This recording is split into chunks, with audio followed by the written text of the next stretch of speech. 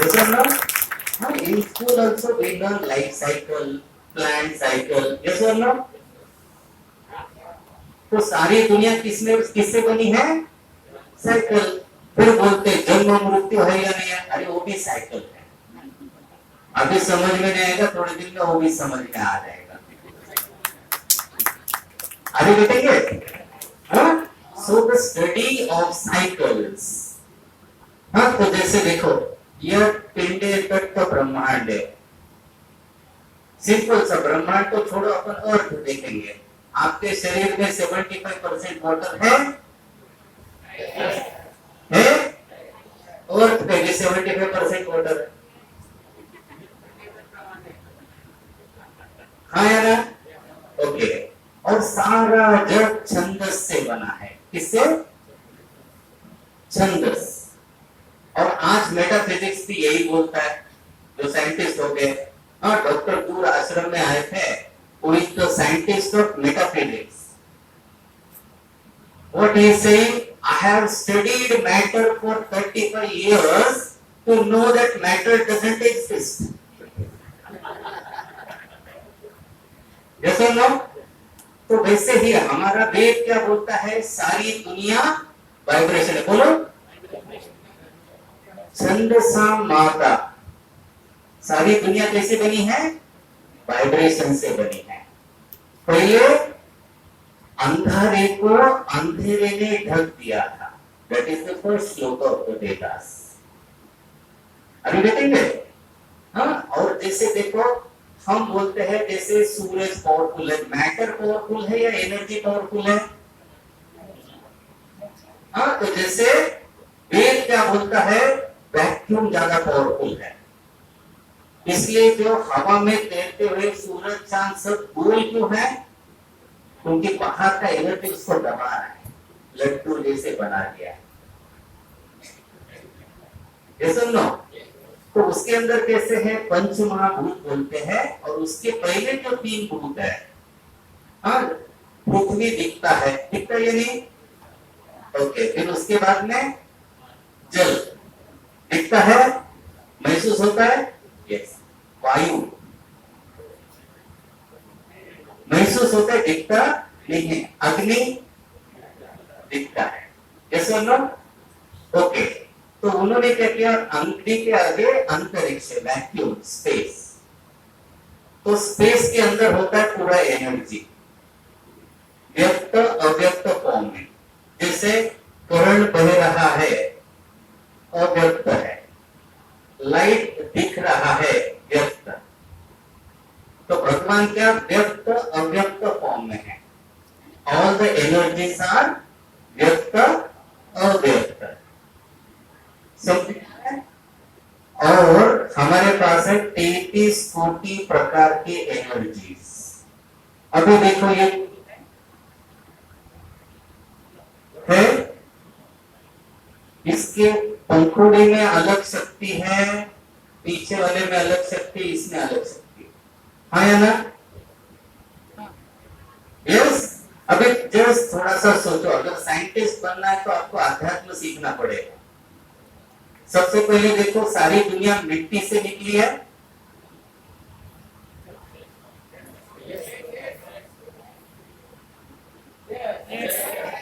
मिट्टी से फल बना। जैसे पेड़ ऊपर उठा, फल बन गया, फल को आपने खाया, आपका शरीर बन गया। शरीर से निकल के नीचे गिरा, फिर से मिट्टी बन गया। यस। तो सेम पार्टिकल का हमने फ्रीक्वेंसी बदल दिया तो डांस करने लगा, फल जैसे, फूल जैसे। उसका फ्रीक्वेंसी जब मैंने खा लिया तो मेरे शरीर का, अगर वो आंख में जाएगा तो नैना देवी जैसे करेगा, जबान पे आएगा तो ज्वाला देवी जैसे। उसके वाइब्रेशंस कैसे रहेंगे? It will be the same in which energy that is there. Yes और no? Again that everything becomes a mud. Yes or no? So when this is a cycle, everything becomes mud, from that everything is. So can you change the frequency of this to become some other thing? Is it possible? That is Vidya. What is that? Okay. तो widest thought के अंदर जब आप सोचोगे, then only you can be a scientist. If you go on thinking on the, अभी आप देखो हमारी सोच कहाँ तक है, इंसान ने एरोप्लेन बनाया, ये सुन लो। ओके, मैं बोलता हूँ भगवान का मच्छर है, किसका टेक्नोलॉजी ज्यादा अच्छा है? मच्छर कितना टेक्नोलॉजी एरोप्लेन में है?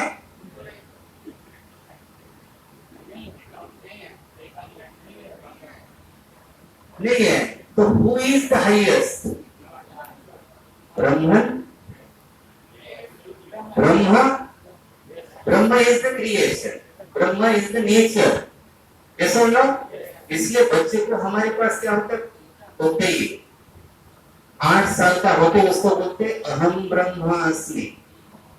तुझे कहाँ जाना है? वो जो ब्रह्म बना रहा है वो तेरी लिमिट है, उतना आगे तुझे बढ़ना है। जैसे फूल बन रहे, पत्ते बन रहे, है ना? So this is super technology. तो study of this super technology, study of atman, और उसके अंदर का सबसे सुपर है आपका आत्मन। Yes or no? Is अध्यात्म। अध्यात्म is not taking गाना बोलना है या भगवान का स्तुति नहीं। भगवान मतलब क्या है? Yes or no? So this is the style. अध्यात्म का स्टडी ही आज का जो साइंस है उसको आगे लेके जाएगा। Is it very clear? If you see the nature, then only you can find what is difference between now invention and what can discover or invent later. Yes or no? Okay? और हम जो हवन करते हैं, हवन के अंदर क्या करते हैं? We create the 33 कोटि type of devatas, energies. Okay, so that is the research. If what you burn at what constellation, with what vibrations you give through the mantras, that type of energy is created. Okay, this is the scientific explanation of yajna. Okay, जैसे आपको गाड़ी में भी energy चाहिए तो आपको petrol जलाना पड़ेगा। Yes or no? तो वेद क्या बोलता है? Anything which passes through fire generates energy. Is it very clear? आज की तारीख में वो सोलर के बारे में इतना परेशान हो रहे लोग, solar energy, solar energy, solar energy. Veda बोलता है जितने 4 लाख जड़ी बूटी है, जितने पेड़ है, सभी सोलर बैटरी है। क्या है? Solar. Each and everything is a solar. One leaf is a solar battery. Yes or no? Any organic matter which is created is a fuel.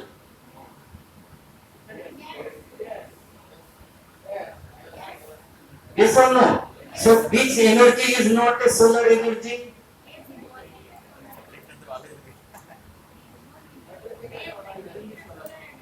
Are you getting it? Huh? Therefore, now research is going on biocells. Are you getting it? Huh? From solar to solar biocells. In medicine, they are coming with the natural extracts. Okay, and I feel that sooner or later this gap will be bridged.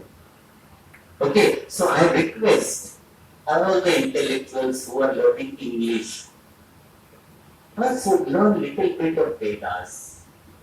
So you can just find out the relation with. Okay, and we say यज्ञों को भी कर देते हैं, जैसे ना उपनयन कर देते हैं, जैसे ना उपनयन is a process in which a guru gives a new vision to a child. उपनयन, नयन is your eyes, means एक दृष्टिकोण है, one more दृष्टिकोण to see this world. That is उपनयन. And he gets that yajñopavit. Yajñopavit is the license to sit beside a yajna. Yajna upavit. Are you getting it? Huh? So, this all, each and every letter of Sanskrit is a science. Each every word itself is a chandas, which creates vibration. So sound energy is with the humans. We call that mantra. What we call that? Mantra. Different phonetics I can use, different sounds I can create. That sound energy is used. Whatever the energy, sun energy which is stored on this planet in the form of small batteries, or the jadi booties are called samhitas. What do you call them? Samhitas, or the Ayurvedic jadi booty. Either you take it and take that effect in your body, or energy, or else some of the things you burn and release that energy in atmosphere. And the energy of the constellation, Surya, Chandra, all the taras. On a particular occasion, they give a particular type of energy. All those energies to make use of that energy, it is called muhurta. We do certain yajnas on the muhurtas. Yes or no? So I feel that the modern science, we are thinking of creating only electrical energy. Instead of that, we can even focus on different types of energies. Yes or no? Because the electrical energy is limited to some extent. You just consider your body. There are 52 types of Shakti Pithas here. We call them Shakti Pithas, no? Because the function of eyes is different, function of ear is, function of liver is different. Yes or no? Okay. So these are all Shakti Pithas. So the modern science, along with Adhyatma, along with peace. For example, you purchase a vehicle. Yes or no? And you know how much average it will give. Yes or no? How much it will work. Yes? Okay, you have received your body. What do you know about that? Nothing. Raw material कौन सा? जैसा petrol का गाड़ी में diesel डालेगा तो खराब होता ना, वैसे ही ये गाड़ी वेजिटेरियन है, इसमें नॉनवेज डालते गड़बड़ होता है. Yes or no? So we don't know what fuel we are using for this machine, and we are destroying that. Yes or no? Yes. So understand your body, understand what feelings you have. We don't know anger से क्या होता, we don't know. We don't know what is happening to me. मैं गुस्से में कब आता हूँ, I don't know. I don't know when I am getting happy, I don't know. Yes or no? If you think everything is inside you only, no?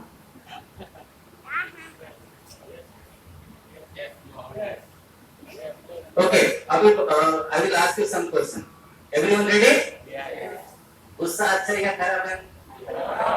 खराब है. वासना बिल्कुल खराब है. ईर्ष्या खराब है. दोस्ती फ्रेंड बहुत अच्छा है. फ्रेंड अच्छा है या खराब है? बहुत अच्छा. ओके, आपको दुनिया के सभी गंदे आदत किसने लगाई? किसने लगाया भाई? कौन साथ लेके गया? चल यार, नहीं किया तो भी चलता है. काम छोड़ के पिक्चर कौन लेके गया? तो अभी बताओ, दोस्त अच्छा था या दुश्मन? ओके, आपके मम्मी ने आपको पीटा तो मम्मी और आप क्लास में फर्स्ट आ गए तो गुस्सा अच्छा था या खराब था? अभी तो खराब है बोला। आप फोर्थ आते थे, आपको जो फर्स्ट आ रहा है उससे ईर्ष्या हो गई और आपने बहुत पढ़ाई की और आप फर्स्ट आ गए, ईर्ष्या अच्छी थी या खराब थी? ओके। तो अभी जो सारी दुनिया के अंदर धर्म के लिए इतना गड़बड़ चल रहा है ना, आपको सिंपल बता देता हूँ। नो, आपके क्या क्या है? गुस्सा है, शरीर है, हाँ या ना? ईर्ष्या है, सब कुछ है। और फिर इसके अलावा आपके रिश्ते हैं। माता के साथ आपका रिश्ता है, वाइफ के साथ आपका रिश्ता है, बेटी के साथ आपका रिश्ता है, ये सुन लो। दोस्त के साथ आपका रिश्ता है, पिता के साथ रिश्ता है, समाज के साथ रिश्ता है, ये सुन लो। Yes, okay. ये सभी चीजों का सही इस्तेमाल धर्म है और इन चीजों का गलत इस्तेमाल अधर्म है। Are you getting it? Huh? Dharma is good use of whatever you have. Anger is a tool, Irsha is a tool, everything is a tool. Your body is also a tool. Okay? इसलिए आपको बोलते हैं ये करने से पाप लगेगा, ये करने से पुण्य। पाप और पुण्य कुछ नहीं है। It is just that will elevate you, ये आपको नीचे लेके जाए। सिंपल? यस। तो हम ये चाहते हैं कि धर्म के नाम के ऊपर झगड़ा करने से अच्छा है, गुरुदेव बोलते हैं हर एक धर्म के अंदर अच्छी चीज है और उसके अंदर मिसअंडरस्टैंडिंग भी है। तो मिसअंडरस्टैंडिंग को छोड़ो, वहां से हर एक धर्म से अच्छी चीज सीखो। और ऐसे ही सीख सीख के सनातन धर्म बना है। ओके? इसलिए त्योहार के ऊपर क्या, न्यू ईयर आता है तो आपको नीम का पचड़ी खिलाते हैं, संक्रांति आता है तो तिल और गुड़ खिलाते हैं, क्योंकि गुड़ उस समय का दवाई है। कृष्ण जन्म होते ही वो सूंठ पाउडर और शक्कर खिलाते हैं, क्यों? लेटर चेंज हो रहा है तब, and that is the medicine of that season. Are you getting it? So let us all pray that the science and our spirituality and our ancient traditions do research on ancient tradition instead of asking it some dogmas or something like that. हाँ? अंधश्रद्धा बोलने से अच्छा उसके ऊपर research करो। कुछ अंधश्रद्धा है, कुछ साइंस है। जो साइंस है उसको अपना लो और जो अंधश्रद्धा है उसको ऐसा ना। Okay, so I think I have spoken more than the time and I would like to take a leave and I would like to thank Dr. Saab for calling me here, Dr. Ramesh ji, and let us now all continue with the Acharya ji। गाय के बारे में बोल रहे हैं, that is really a super science। So I think we all must learn organic farming, our traditional way of education, topics taken, that is real science। जय गुरुदेव।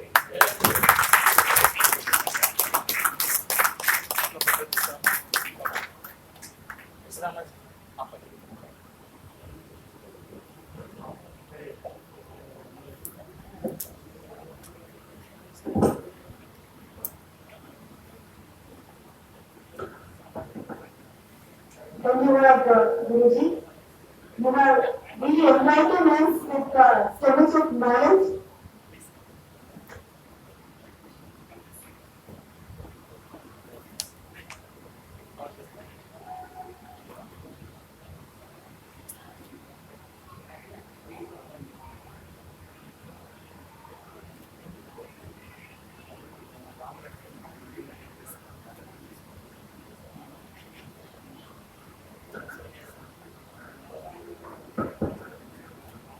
Devadatta గారు చాలా చక్కగా చెప్పారు మన సనాతన ధర్మం గురించి.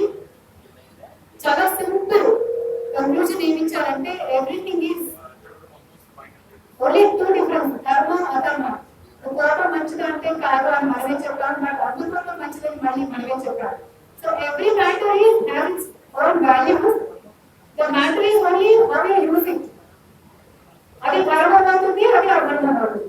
కురుక్షేత్రాన్ని మనం ధర్మయుద్ధంగా చూస్తాము, కరోనా పక్షం నుంచి అధర్మంగా కూడా చూస్తాం. కాబట్టి so all is with in us, అంతా మనలోనే ఉంది. దాన్ని జ్ఞానం అంటారు. సో ఆ జ్ఞానాన్ని మనం పెంచుకోవాలి. మనం చెప్పినట్టుగా ఒక 3 దశాబ్దాల నుంచి, 30-40 ఏళ్ల నుంచి కూడా, 50 ఏళ్ల నుంచి కూడా ఒక పాశ్చాత్యపు మప్పు మనల్ని కమ్ముకొని ఉంది. మనం మర్చిపోయాము మనం ఏంటన్నది.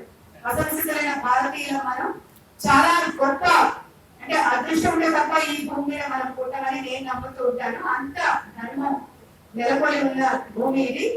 చెప్తున్నారు ఇప్పుడు. అదే మనం చిన్న చిన్న ఎగ్జాంపుల్స్ చూసుకోవచ్చు. పసుపు అంటే దాంట్లో ఇంత ఉందని అమెరికన్ ల్యాబ్ లో వాళ్ళు కనిపెడితే మనం వారిని చప్పట్లు కొడుతున్నాం. బట్ పసుపు ఎక్కడ ఉంటుందంటే ఇక్కడ ఉంది. యోగా మొదటి ఇంటర్నేషనల్ యోగా డే చేసుకున్నాం. యోగ భూమి ఇది, వేద భూమి, ధర్మ భూమి, యోగ భూమి, మన భారత భూమి. కాబట్టి ప్రతిదీ అంత పుణ్యభూమిలో మనం మరి జన్మించాం. కాబట్టి మనంతా పుణ్యాత్తులు అనుకోవచ్చు. ఒకసారి మన జ్ఞానాన్ని మనం తెలుసుకుందాం. సరే, నష్టానికో కష్టానికో మనం ఈ రోజున మర్చిపోయాము, but we will again recollect. ఇలాంటి మహానుభావులు మనకు అప్పుడప్పుడు జ్ఞానాన్ని అందిస్తుంటారు. కాబట్టి మన బాధ్యత ఏమిటంటే, ఇప్పుడు మన పెద్దవాళ్ళు మర్చిపోయారు, మన చిన్నవాళ్ళకి ఇంకా అంత జ్ఞానం రాలేదు. సో మన మీద ఆ బాధ్యత ఉంటుంది. ఎప్పుడైతే ఈ జనరేషన్ ఉందో, we have to transfer that to our next generation. మనమే సగం నాలెడ్జ్ తో సగమతం అవుతున్నాము. ఈ నాలెడ్జ్ కూడా మనము రక్షించుకోకపోతే మన ముందు తరాల అహంకారంలోనే ఉంటాయి. మన వాడికి పసుపు ఎల్లో కలర్ తప్ప ఈ కాంక్షి అలాంటి అజ్ఞానంలో ఉండిపోతాం. కాబట్టి ఈ జ్ఞానాన్ని మనము ముందు తరాలకు అందిస్తూ మన పిల్లలకి పండుగలు, మన తెలుగు పండుగలు ఎంత గొప్ప అంటే నిజంగా దానికి కూడా ఒక సైన్స్ ఉంది. But that takes another session to discuss. ప్రతి పండుగకి మనం ఒక ప్రసాదం చేసుకుంటాం. ప్రతి పండుగకి ఇప్పుడు సంక్రాంతికి ముగ్గులు లడ్డు, ఉగాది పచ్చడి, అలాగే. So we have variation because we are close, we are ప్రకృతితో మమేకమై ఉన్నాం. మనం ప్రకృతి పరంగా ఏవైతే చేంజెస్ వస్తుంటాయో దాన్ని పండుగలు, సంస్కృతి, సాంప్రదాయాలు అని మన పెద్దవాళ్ళు ఉడికి పెట్టలేదు. దాన్ని కనుక మనం ఫాలో అయిపోతే మనం ఆరోగ్యంగా ఉండవచ్చు. మనం నిజంగా మనిషి ఆయుష్ 120 ఏళ్ళు అంట. సో కనీసం 100 ఏళ్ళైనా బతుకుతాం, 120 ఏళ్ళు. కానీ 60 ఏళ్ళకి, 50 ఏళ్ళకి, 30 ఏళ్ళకి గుండె జబ్బులు వచ్చేస్తున్నాయి. ఎందుకు అంటే మనం ప్రకృతి నుంచి దూరం అవుతున్నాం. ఎప్పుడైతే ప్రకృతి నుంచి దూరంగా ఉంటామో హాస్పిటల్ కి దగ్గర అవుతాం. సో మనల్ని మనం ఒకసారి తెలుసుకొని ప్రకృతికి దగ్గరగా జీవిద్దాం, హాస్పిటల్స్ కి దూరంగా ఉంటాం. ధన్యవాదాలు.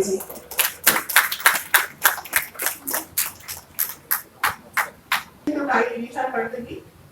కొంచెం జ్ఞానం అంటే మన దేవరాజు గారు చెప్పిన జ్ఞానాన్ని ఇంకా పంచుకునే కొంతమంది నాకు అర్థమయ్యేతో వాళ్ళకి. అంటే కొంతమంది దేవుడిని నమ్మేవాళ్ళు, నమ్మని వాళ్ళు, సమాజం రకరకాలుగా ఉంటుంది. కాబట్టి నమ్మేవాళ్ళు సరే, నమ్మని వాళ్ళు అంటే మనకు మంత్రాలు ఉంటాయి. అంటే సంస్కృతం నిజంగా చాలా మదర్ ఆఫ్ ఆల్ లాంగ్వేజెస్ అంటాం మనం. సంస్కృతిక mother of all languages. So సంస్కృతం మంత్రాలు ఉంటాయి. మంత్రాలు అంటే it is not just the formation of the words. Every word has got its own vibration. That's how the mantra has got a power. Devaraju గారు చెప్పినట్టుగా యజ్ఞం చేస్తాం కదా, మనం హవనం చేస్తే ఆ వైబ్రేషన్ కి ఎనర్జీ పుట్టి 33 కోట్ల శక్తి ఉత్పన్నం అవుతుందట. నిజంగా అంటే ఇంతకు ముందు ఇప్పుడంటే ఎండాకాలంలో వర్షం పడుతుంది, వర్షాకాలంలో ఎండలు వస్తుంది, మనం చూస్తూ ఉన్నాం. Why this variation has happened? Because previously మన పాతకాలంలో యజ్ఞం చేసేవాడు. యజ్ఞం gets into the nature and it balances. అలాంటి సంస్కృతి మనకు ఉండేది, మనం మర్చిపోయాం. కాబట్టి కనీసం ఈ మాత్రమే ఉన్నాం. కాబట్టి ఎవరు ఇలాంటి పుణ్యాత్ములు ఎప్పుడు అక్కడ యజ్ఞాలు చేస్తున్నారు కాబట్టి ఇంత మాత్రం బ్యాలెన్స్ చేస్తూ ఉన్నారు. సో అలాంటి హోమం కూడా అంటే ప్రతి ఒక్కరు కూడా హోమం చేయొచ్చు ఇంట్లో. హోమం అంటే ఒక 100 మంది పండితులు వాళ్ళు జపాలు చేయాల్సిన అవసరం లేదు. సింపుల్ గా అగ్నిహోత్రం అంటే ఒక చిన్న ప్రాసెస్ ఉంటుంది. అది ప్రతి ఒక్కరు కూడా ఆచరిస్తే ఆ ఇంటికి, ఆ కుటుంబానికి మంచి జరుగుతుంది. చుట్టుపక్కల కూడా pollution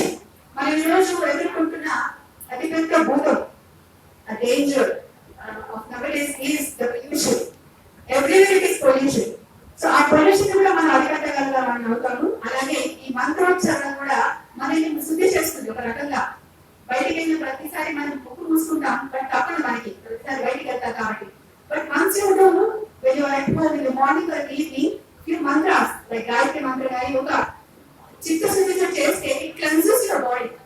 That powerful mantras are మీరు ఒకసారి గురుముఖంగా నేర్చుకున్నాక కూడా అదర్వైజ్ పుస్తకం పట్టి కూడా మంచి మంత్రోచ్చారణ చేస్తే వాక్ శుద్ధి కూడా ఏర్పడుతుంది. అలాగే your body also gets cleansed.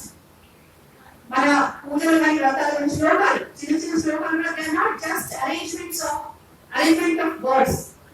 They are arranged in such a form to create vibration. Om అనే మంత్రం is really powerful when you do it with a concentration and commitment. 11 సార్లు పొద్దున్నే ఓం చేసామంటే you get that energy, unseenable energy. అంటే మనంతా ఇక్కడంతా instant coffees కి instant food కి అలవాటు పడ్డాం కాబట్టి it will not give instant energy, but it provides you that energy within you. It really helps you to balance the day. Unseen energy, ఇంకొకటి మాట్లాడుకున్నాం కదా, some things are tangible, some things are not tangible. This is such energy that Om mantra gives you. So if possible, please practice Om mantra in the morning 11 times and you will see a change in your life, and that will lead you to some extent. కొన్ని మంత్రాలు నేర్చుకొని ఆ మంత్రోచ్చరణ ద్వారా మీకు vibrations కలుగుతాయి. that you will realize very soon.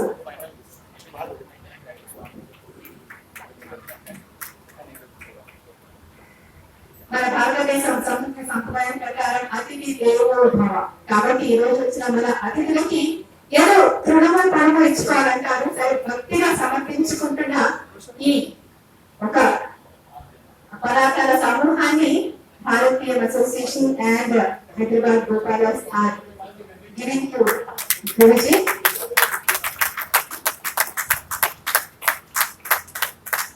ఈ సందర్భాన్ని వచ్చి జ్ఞాపకంగా ఉంచుకోవడానికి నేను ప్రయత్నిస్తూ మా ఈ భక్తిని చాటుకుంటూ అతిథి సత్కారం చేస్తున్నాం.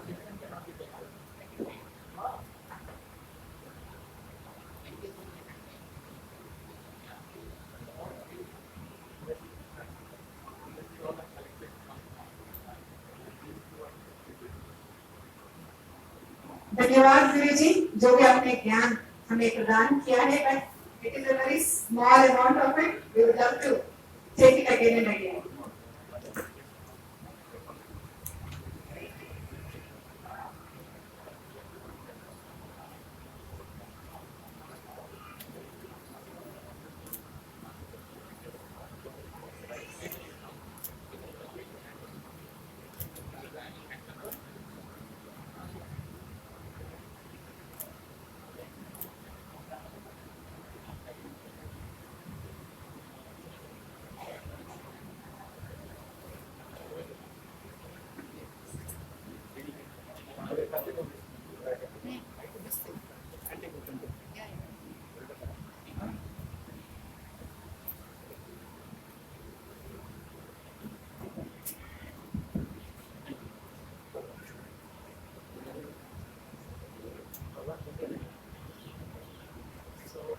Blessings for all.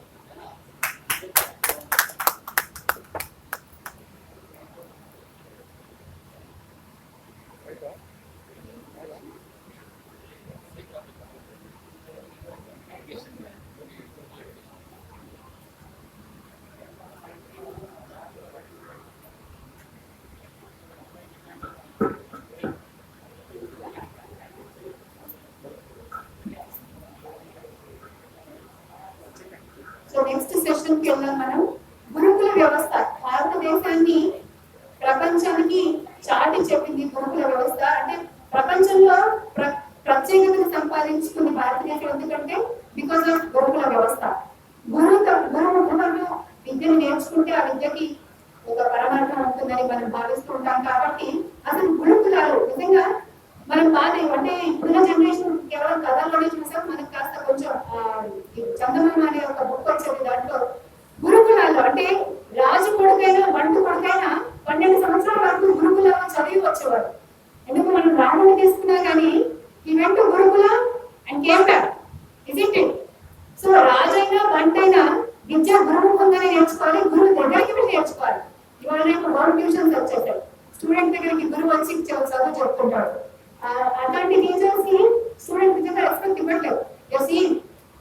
దానివల్ల నాకు అర్థమైంది ఏంటంటే ఇవాటి స్కూల్ ఎడ్యుకేషన్ సిస్టమ్ ఎట్లా ఉందంటే గురువు అంటే ఎంత అత్యున్నత అంటే గురువు విష్ణు గురుదేవ మహేశ్వర అంటే గురువుకి మనం అంత పెద్ద స్థానాన్ని ఇచ్చాము. అలాంటిది మనం చూస్తున్నాం చాలా. అంటే గురువుని is in very what is saying students are really taking height of him.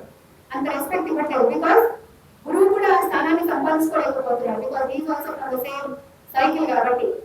So ఈ రోజుల్లో వచ్చే ఎడ్యుకేషన్ లో కేవలం మార్క్స్ వస్తున్నాయి కానీ జ్ఞానం రావట్లేదు. Because they are put in race.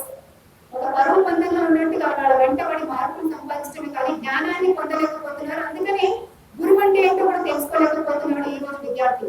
కానీ మనకి పాతకాలంలో ఉండే గురుకుల వ్యవస్థలో గురువుకి అత్యున్నత స్థానాన్ని ఇచ్చాడు. అసలు ఆ గురుకుల వ్యవస్థ ఎలా ఉండేది అండ్ దానికి ఈ రోజు ఎడ్యుకేషన్ కి ఉన్న difference, ancient education system and modern education system difference ఏంటి and which is the better thing and what we are using now అనేది మనకి వెంకటజీ చెప్తారు.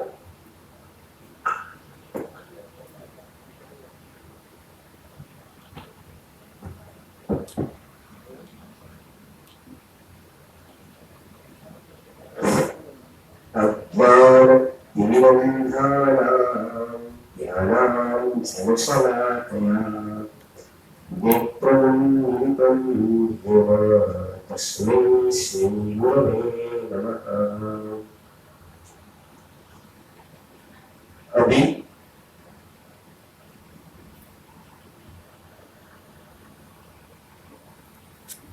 भारत को वर्ष की जो जितनी भी सारी समस्याएं हैं, जितनी सारी अभी है वो हमने जब की जब तस्वीर देखी, एक हंसता है बस रोते है, ऐसा प्रदीप जी ने भजन में बताया। वो उस टाइम की बात थी, एक हंसता है बस रोते थे। आज तो एक हंसता है 1 करोड़ रोते थे। आज ये स्थिति है। कोई भी व्यवस्था ठीक तरह से नहीं चल रही है। व्यक्ति दुखी 90%, 10% सुखी है शायद। तो ऐसा क्यों हो रहा है? हर एक जगह पर हमारी पूरी की पूरी एनर्जी अभी जीवन चलाने में ही जा रही है। तो एक्स्ट्रा कुछ एफर्ट्स बचता नहीं है कि हम कुछ डेवलपमेंट के लिए कर पाए।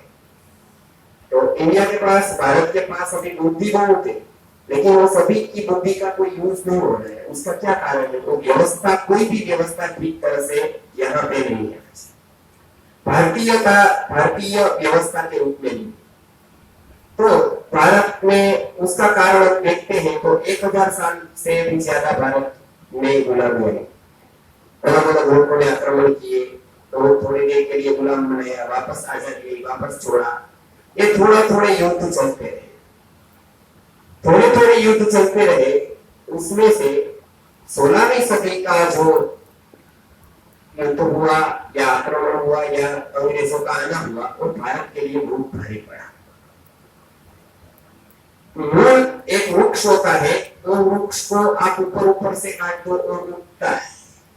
रोड बनाने वाले लोग, उसको सफाई करने वाले लोग क्या करते हैं? वृक्ष को मूल से काटते। तो मूल गया तो फल गया, डाली गई, उसको काटना नहीं पड़ता है, वो चले जाते। मूल गया कि वो सब गया। If there is no root,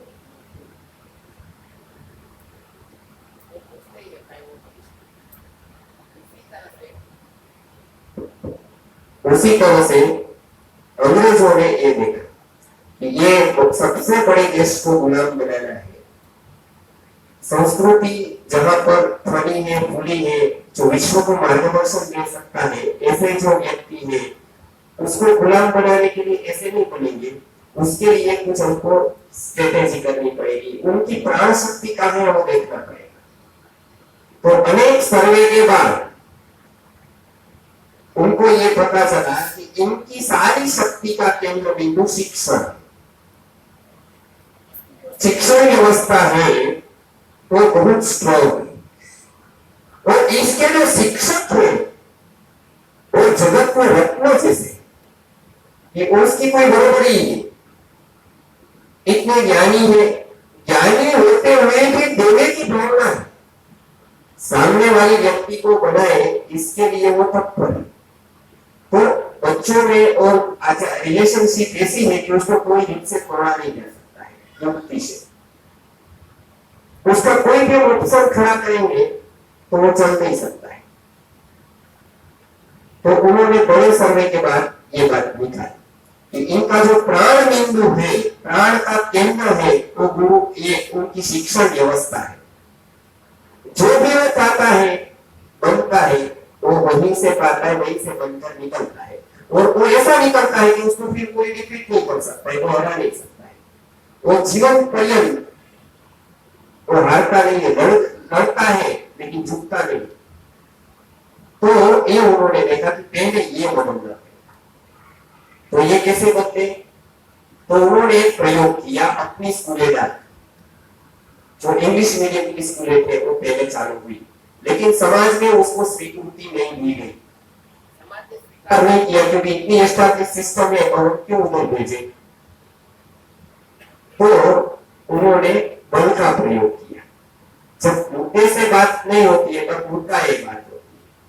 जब कोई बात साम दाम से नहीं होती है तब दंड और भेद से की जाती है। तो इन्होंने तीसरा रास्ता अपनाया, भारतवर्ष में ऐसा कभी नहीं हुआ था पहले, बड़े पैमाने पर ऐसा पहली बार हुआ। बहुत गुरुकुल को नाश किया गया, इंडियन एजुकेशन एक्ट लाया गया। और वो नाश ऐसे नहीं किया गया, इंडियन एजुकेशन एक्ट लाया गया कि जो सरकार मान्य शिक्षा है वही शिक्षा है, जो अंग्रेज सरकार जिस शिक्षा को मान्यता देती है वही शिक्षा भारत को लेनी पड़ेगी, अदरवाइज उसको शिक्षित नहीं किया जाएगा। ये एक्ट आने के बाद बहुत लोगों पर थोड़ा थोड़ा इफेक्ट पड़ा, लेकिन बहुत नहीं पड़ा। तो उन्होंने एक और दूसरी बात बताई कि इतना ही नहीं, ये शिक्षा नहीं लेने वाला अशिक्षित होता, इतना ही नहीं, दूसरी शिक्षा लेने वाला गुनहगार होता है। तो कोई क्राइम कर रहा है, यदि ये हमारी शिक्षा न लेकर और कोई शिक्षा लेता है तो उसके ऊपर उसको सजा हो सकती है, पनिशमेंट। और इस तरह की पनिशमेंट बहुत लोगों को हुई। तो धीरे धीरे गुरुकुलम खत्म नहीं हुए, खत्म किए गए, क्योंकि रूल जिसके पास होता है वो रूल से सर्जन कुछ नहीं कर सकता है, लेकिन विसर्जन जरूर कर सकता है। नाश करना एकदम आसान है। ये बिल्डिंग बनानी है तो कितना भी बड़ा रूल हो, आपको प्रोसेस से ही बनानी पड़ेगी, लेकिन नाश करना है तो 5 मिनट में हो जाएगा उसका। एक आदमी मरने को तैयार होगा तो 50 बिल्डिंग को गिरा सकता है एक दिन में, लेकिन एक आदमी पूरा जीवन देकर भी एक बिल्डिंग बना सके, कोई एक व्यवस्था बना सके तो बहुत बड़ी बात है। तो सबसे पहला काम यह हुआ जो भारत के लिए बहुत गंभीर प्रश्न हुआ। उसके बाद दूसरी चौथी बात आई भेद लिखा। जो दंड से बात जो रह गई थी वो उन्होंने भेद से बात की। गुरुकुल के बारे में अपप्रचार करना चालू किया। जितने कोई 1% गुरुकुल में जो कोई अव्यवस्था थी, कुछ प्रश्न थे, कुछ मिसअंडरस्टैंडिंग थी, वो सारी उन्होंने गुरुकुल व्यवस्था के नाम पर लिखे। वो भेद से कहा, दंड से बात में जो नहीं चला वो भेद से हुआ, और भेद उनका बहुत बड़ा भारी पड़ा। भारतीय मानस को ऐसा लगने लगा कि अभी तो गुरुकुल व्यवस्था चलेगी, अभी तो ये पूरा का पूरा क्या करेगा। तो ये जो गुलामी शरीर की थी वो मन के ऊपर आई, और कभी भी कोई प्रजा शरीर से गुलाम लंबे टाइम तक नहीं हो पाती जब तक वो मन से गुलाम रहे। और मन से गुलाम यदि हो जाए तो शरीर से आजाद कभी हो ही नहीं सकता। वो दिखती जरूर है शरीर से आजाद, होती कभी नहीं, क्योंकि मन की गुलामी बहुत बड़ी गुलामी। तो उन्होंने वो एजुकेशन के माध्यम से लेना शुरू किया। वो व्यवस्था ऐसी थी कि जो कहीं बता नहीं सकते हैं। वो शिक्षण देते तब तो बहुत अच्छा था, हम स्वीकार करते, क्योंकि ऋषि ने ऐसा नहीं बताया है गलत का स्वीकार, कोई और लोग है विदेशी उनका स्वीकार न कर। यहाँ बताया गया है म्लेच्छा यवनास्तेषु सम्यक शास्त्र नीति श्रुतम ऋषिवक्ते भी पूज्यन्ते किम पुनर्वेदनिक विचा। अच्छी बातें किसी की भी स्वीकार करो। आनो भद्रा क्रतवो यान्तु विश्वतः। रोज का आप मंत्र पढ़ेंगे, अच्छे विचार, अच्छे आचार हम सबका स्वीकार करेंगे। तो स्वीकार का जो मानस है वो भारत में रहा है पहले से। Other is not other but is your divine brother. वो अदर नहीं है, वो डिवाइन ब्रदर है। तो वो जो भाव था वो धीरे धीरे खत्म होता चला। शिक्षा व्यवस्था की जो ऋषि मुनियों ने 15,000 साल मेहनत करके कोई प्रयोग निकाले थे, जो शिक्षण क्षेत्र के फूल थे, वो फ्लावर थे, वो उगा हुआ खिला हुआ एक फूल था शिक्षण। Beautiful flower in 18th century, that is the ancient education। एक बुक लिखी है Dharampal ji, beautiful tree, beautiful flower in 18th century। शिक्षण के ऊपर धर्मपाल जी ने बहुत एक अच्छी पुस्तक लिखी जो इतिहासकार थे, मान्य इतिहासकारों ने, धर्मपाल जी प्रामाणिक इतिहासकार है, उन्होंने ये बुक लिखी है कि 18वीं सदी में एजुकेशन कैसा था, वो 18वीं सदी का लिखा है। उसके पहले भी ऐसा ही था, और इतिहासकारों ने लिखा है, वो शास्त्रकारों ने लिखा है। तो गुरुकुल के नाम पर जो नहीं था, जो कास्ट का भेदभाव नहीं था, वो कास्ट का भेदभाव उन्होंने गुरुकुल के ऊपर थोपा। हाँ, जरूर था, आधा % भी नहीं था, 0%, 0.5 या इतना % में कहीं कोई व्यक्तिगत रूप से होगा। और उनकी व्यक्तिगत मान्यता थी, व्यवस्था मान्य नहीं थी। कोई एक व्यक्ति गलत करता है, कोई एक व्यक्ति कुछ करता है, तो वो व्यवस्था गलत है साहब नहीं बता सकते। कोई एक व्यक्ति यहाँ पर उंगली डालकर सुसाइड कर ले इलेक्ट्रिसिटी में, तो इलेक्ट्रिसिटी गलत है ऐसा नहीं बता सकते। इलेक्ट्रिसिटी से बल्ब भी जल सकता था, उंगली डाले तो वो भी सकता था। तो उंगली डाली वो उसकी मिस्टेक है, इलेक्ट्रिसिटी का कोई दोष नहीं है। उसी तरह से गुरुकुल के नाम पर अनेक प्रकार के प्रवाद प्रचलित हुए। उसके बाद हम लोगों को भी आपस में झगड़े हुए, आपस में बटे, ग्रुप हुए और कुछ अलग अलग ग्रुप काम करने लगे। ऐसा बहुत इतिहास में बहुत बार प्रयोग हुए। लेकिन गुरुकुल सिस्टम आइडियली धर्मपाल जी बताते हैं कि वो सब पढ़ते थे वहां पर। एक बार भेदभाव के बिना पढ़ते थे, वो दूसरी बात कृष्ण के काल से लेकर राम के काल से लेकर अभी तक हम देखते थे कि गुरुकुल ही शिक्षा व्यवस्था का माध्यम था। यदि कोई एक ग्रुप, एक कास्ट, एक वर्ग के लिए होता तो इतना लंबा चलता, समाज उसको एक्सेप्टेंस देता नहीं। अनेक लोग वहां पढ़ते जाते थे, केवल पुरुष ही नहीं, स्त्री के भी उपवन गुरुकुल होते थे, वो भी पढ़ने जाती थी, क्योंकि स्त्री का शिक्षण तो बहुत महत्व होता है। सब लोग बताते हैं कि तो बहन पढ़ सकती है कि नहीं, तो बताते हैं कि जब तक बहन नहीं पढ़ेगी तब तक पुरुष जितना भी पढ़ ले व्यर्थ है। क्योंकि जो परिवार शिक्षा, गृह शिक्षा आगे जो चैनल बनानी है वो कभी भी पुरुष नहीं बना सकता है। तो कन्विंसिंग पावर पुरुष में नहीं है, वो स्त्री में है। आप एक घर को धर्म अध्यात्म का करना है तो वो पुरुष नहीं कर सकते, पुरुष अकेला डिवोटी होगा, लेकिन पूरे घर को नहीं कर सकते। लेकिन स्त्री एक हो जाएगी तो पूरे घर को, क्योंकि उसको जोड़ने की एक ऋषि ने देखी कि उसके पास एक कौड़ी थी और उनको शिक्षण के माध्यम से देखा गया, तो गुरुकुल एक एस्टैब्लिश व्यवस्था हो गई। 15 साल के प्रयत्न के बाद, 15 से 20,000 साल के बाद ये फूल खिला।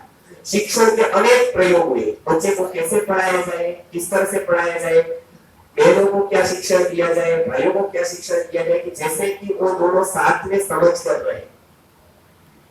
और उससे फायदा क्या हुआ, तो वो कोई घटना हुई, पूरी की पूरी कुटुंब व्यवस्था स्थिर हो गई, फैमिली लाइफ सेट हो गई। एक केवल एक देश ऐसा रहा जहां पर 3 जनरेशन एक साथ रह रहे। एक केवल ना केवल एक देश रहा भारत, जहां का इतिहास बताता है कि वहां पर एकमात्र फैमिली कल्चर कहीं पर भी है तो ये भारत, और भारत में अभी तक रहा। बाकी सब जगह है न्यूट्रल फैमिली, उसको फैमिली भी नहीं कह सकते। आज साथ में है पति पत्नी है, कल न जाने क्या हो जाए पति पत्नी, इसके लिए वहां जुबिली का सेलिब्रेट करते हैं। 25 इयर्स हो गए मैरिज के तो सेलिब्रेशन है, क्योंकि ये बहुत बड़ी घटना है। क्योंकि 25 इयर्स तक दोनों साथ में रहे, उनको आश्चर्य लगता है, क्योंकि वहां तो एक साल में 25 बदलते हैं, वहां 25 साल में एक ही रहे दोनों, तो वो सेलिब्रेशन करते हैं, 20 jubilee, golden jubilee, silver jubilee, क्योंकि जैसे जैसे ये, और हम भी अभी करने लगे। अभी हम जुबिली नहीं करते, भोजन 25 साल किया तो जुबिली करते हैं क्या, मैंने 25 साल भोजन किया, चलो जुबिली कर दो। तो जितना भोजन सहज था उतना मेहनत सहज था, उसको दोनों को साथ साथ, और इधर तो साथ साथ जन्मों के साथ रहने का आशीर्वाद देते थे। पहले के लोग आते थे ऋषि के पास आश्रम में, तो उनको बता देते कि आप 7 जन्म तक साथ रहो। आज तो नहीं कह सकते क्योंकि आज तो साथ हो जाएगा वो। आज कोई भूल से भी बोलते उसको तो वो तो बरोबर कहेगा कि अभी एक जन्म भी नहीं वो बोल दिया, क्या हो गया, अंडरस्टैंडिंग में गया। और वो बहुत बड़ा बदल शिक्षण से हुआ, हमको पता नहीं चला। जैसे अभी स्लो पॉइजन जा रहा है, कैंसर होता है तब पता चलता है ये से हुआ। वो स्लो पॉइजन यहाँ पर डाला तो फैमिली सिस्टम पूरी टूटी। तो फैमिली सिस्टम को बनाने के लिए एजुकेशन दिया जाता था, एजुकेशन था, वो सिस्टम हुई तो फैमिली समाज में स्थित।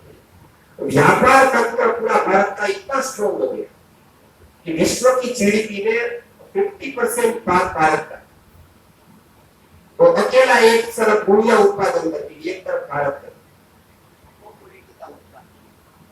वो क्वालिटी का व्यापार और आर्य के व्यापार पे विश्व को विश्वास था, ये मदद नहीं करते, विश्व को विश्वास था ऐसा यहाँ का व्यापार। इसके लिए धर्म का प्रचार भी सबसे ज्यादा जो किया वो विदेशों में, तो व्यापारियों ने। व्यापार से लेकर यहाँ के रिचुअल्स पर्व ले गए, आप बाहर जाओगे तो देखोगे ये व्यापार करने में से उन लोगों को इतना समझाए कि क्या क्या करेंगे, क्योंकि हमेशा जिसके पास अर्थ होता है वो हमेशा वर्ल्ड उसको अनुसरणीय बनता है, उसको उसके फॉलोअर बनता है। तो ये बना क्योंकि उसके पास आर्थिक शक्ति स्ट्रॉन्ग थी। व्यापारी इतने सच्चे, ईमान और शिक्षित, क्योंकि ये पहले दिन से वो सीखे थे कि किस तरह से ट्रीट करना। तो गरीब देश नहीं था। चिकित्सा व्यवस्था तो इतनी अद्भुत कि जब हार जाते थे वैद्यवर, जब हार जाते थे विदेशी वैद्यवर जिस रोग से, उस रोग को ही भस्म करते थे हम, भस्म के ही योग। मिथिलाशरण गुप्त जी ने एक बहुत अच्छा काव्य लिखा है भारत भारत, उसमें उन्होंने बताया है कि भारत का चिकित्सा शास्त्र कितना उन्नत था। जब बाहर के लोगों को कपड़ा सीना नहीं आता था, यूरोपियन कंट्रीज के लोगों को, तब भारत में पेट सिया जाता था, स्टमक सीने की कला। ऑपरेशन के बाद स्टमक को कैसा सिया जाता, वो ज्ञान हमारे यहाँ था। जब उनको कपड़ा सीने का आदत नहीं थी, कपड़े वो पहनते तब थे दिगंबर रूप में वे जंगलों में घूमते, प्रासाद के तलपट हमारे जन्म के थे झूमते। आए नहीं थे स्वप्न में भी जो किसी के घर में, वो प्रश्न पहले हल हुए थे एक हिंदुस्तान में। तो जो किसी को सपने में भी नहीं आए थे प्रश्न, वो यहाँ पे हल हो चुके। तो फैमिली सिस्टम का जब वहां पे प्रश्न था कि दोनों साथ में कैसे रहे, तब एक फैमिली यहाँ देखते थे 18 लोग साथ में रहते। अब दोनों का वहां प्रश्न है, यहाँ 18 साथ में है। एक राजवीर जीवकाचार्य तक्षशिला विद्यापीठ के आचार्य थे, वहां पर प्रोथागोरस नाम का एक ईरानी व्यक्ति पढ़ने को आया। उसके नाम पर आज प्रमेय पढ़ रहे, मैथमेटिक्स के बहुत सारे कंसेप्ट पढ़ रहे हैं। प्रोथागोरस, उसका नाम पाइथागोरस रखा उसने। पाइथागोरस वो वहां का था, यहाँ आकर तक्षशिला विद्यापीठ की बहुत जगह पर होते हैं, वो सुनते सुनते आ जाते। तो वहां पे सुना कि भारत में तक्षशिला विद्यापीठ है, वहां पर ऐसे अनेक विषय सिखाए जाते। गुरु होता है, शिष्य होता है, वो पास में बैठकर पढ़ता है। तो ये कंसेप्ट पहली बार उसने वहां देखा। तब तक उसका पापा पगली चल रही थी यूरोप की, ईरान की, सबकी पापा पगली थी शिक्षण के विषय में। शिक्षण क्या है वो पता ही नहीं था, एक भी लाइब्रेरी नहीं थी उस टाइम वहां पर अभी तो बहुत बाल्यावस्था में थे वो लोग, गर्भावस्था में थे। तब यहाँ पर तो बहुत बड़े बड़े आचार्य तक्षशिला विद्यापीठ में बहुत बड़ी ज्ञान की खोज करते थे। पाइथागोरस यहाँ पर आया, उन्होंने देखा कि ऐसे लोग यहाँ पर देखता गया चिकित्सा व्यवस्था में उन्होंने जीवकाचार्य जी को देखा कि एक व्यक्ति ऐसा है कि उसको सब पता है, एक एक द्रव्य के गुण पता है, जो गुरु जी ने बताया। और ये सालों से ये काम कर रहे हैं। आत्रेय जी के पास जीवकाचार्य जी अध्ययन कर रहे थे तक्षशिला विद्यापीठ में।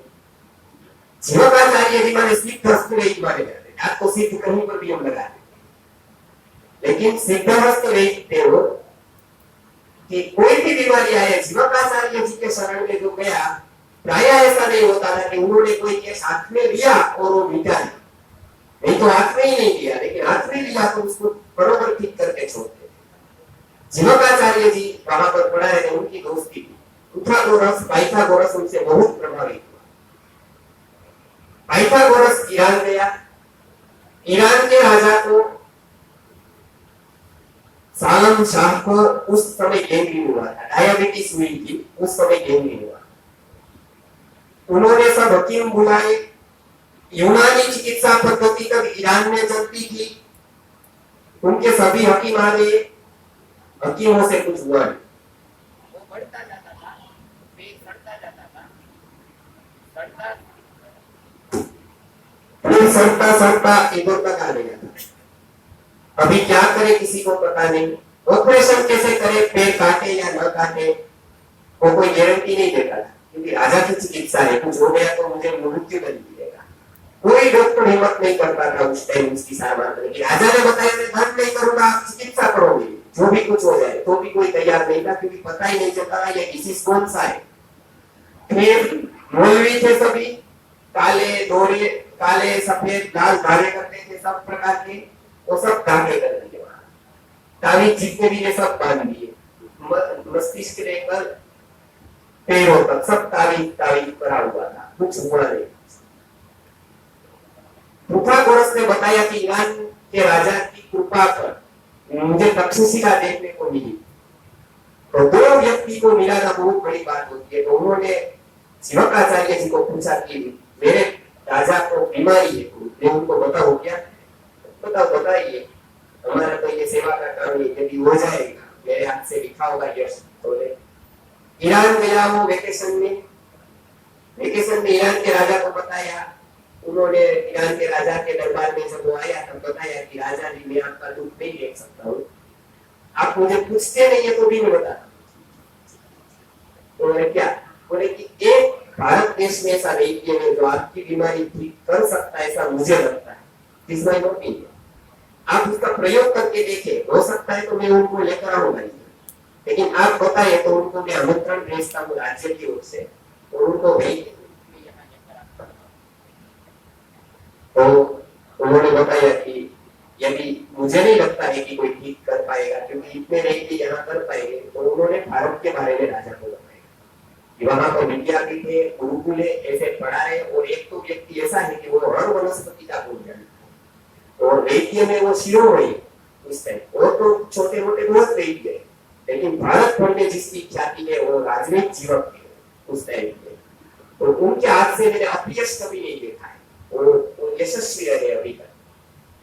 तो उन्होंने बताया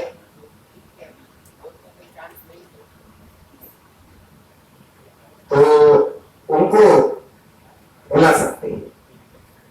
तो वहां पर आमंत्रण भेजा। जीवकाचार्य जी आमंत्रण के तौर पर ईरान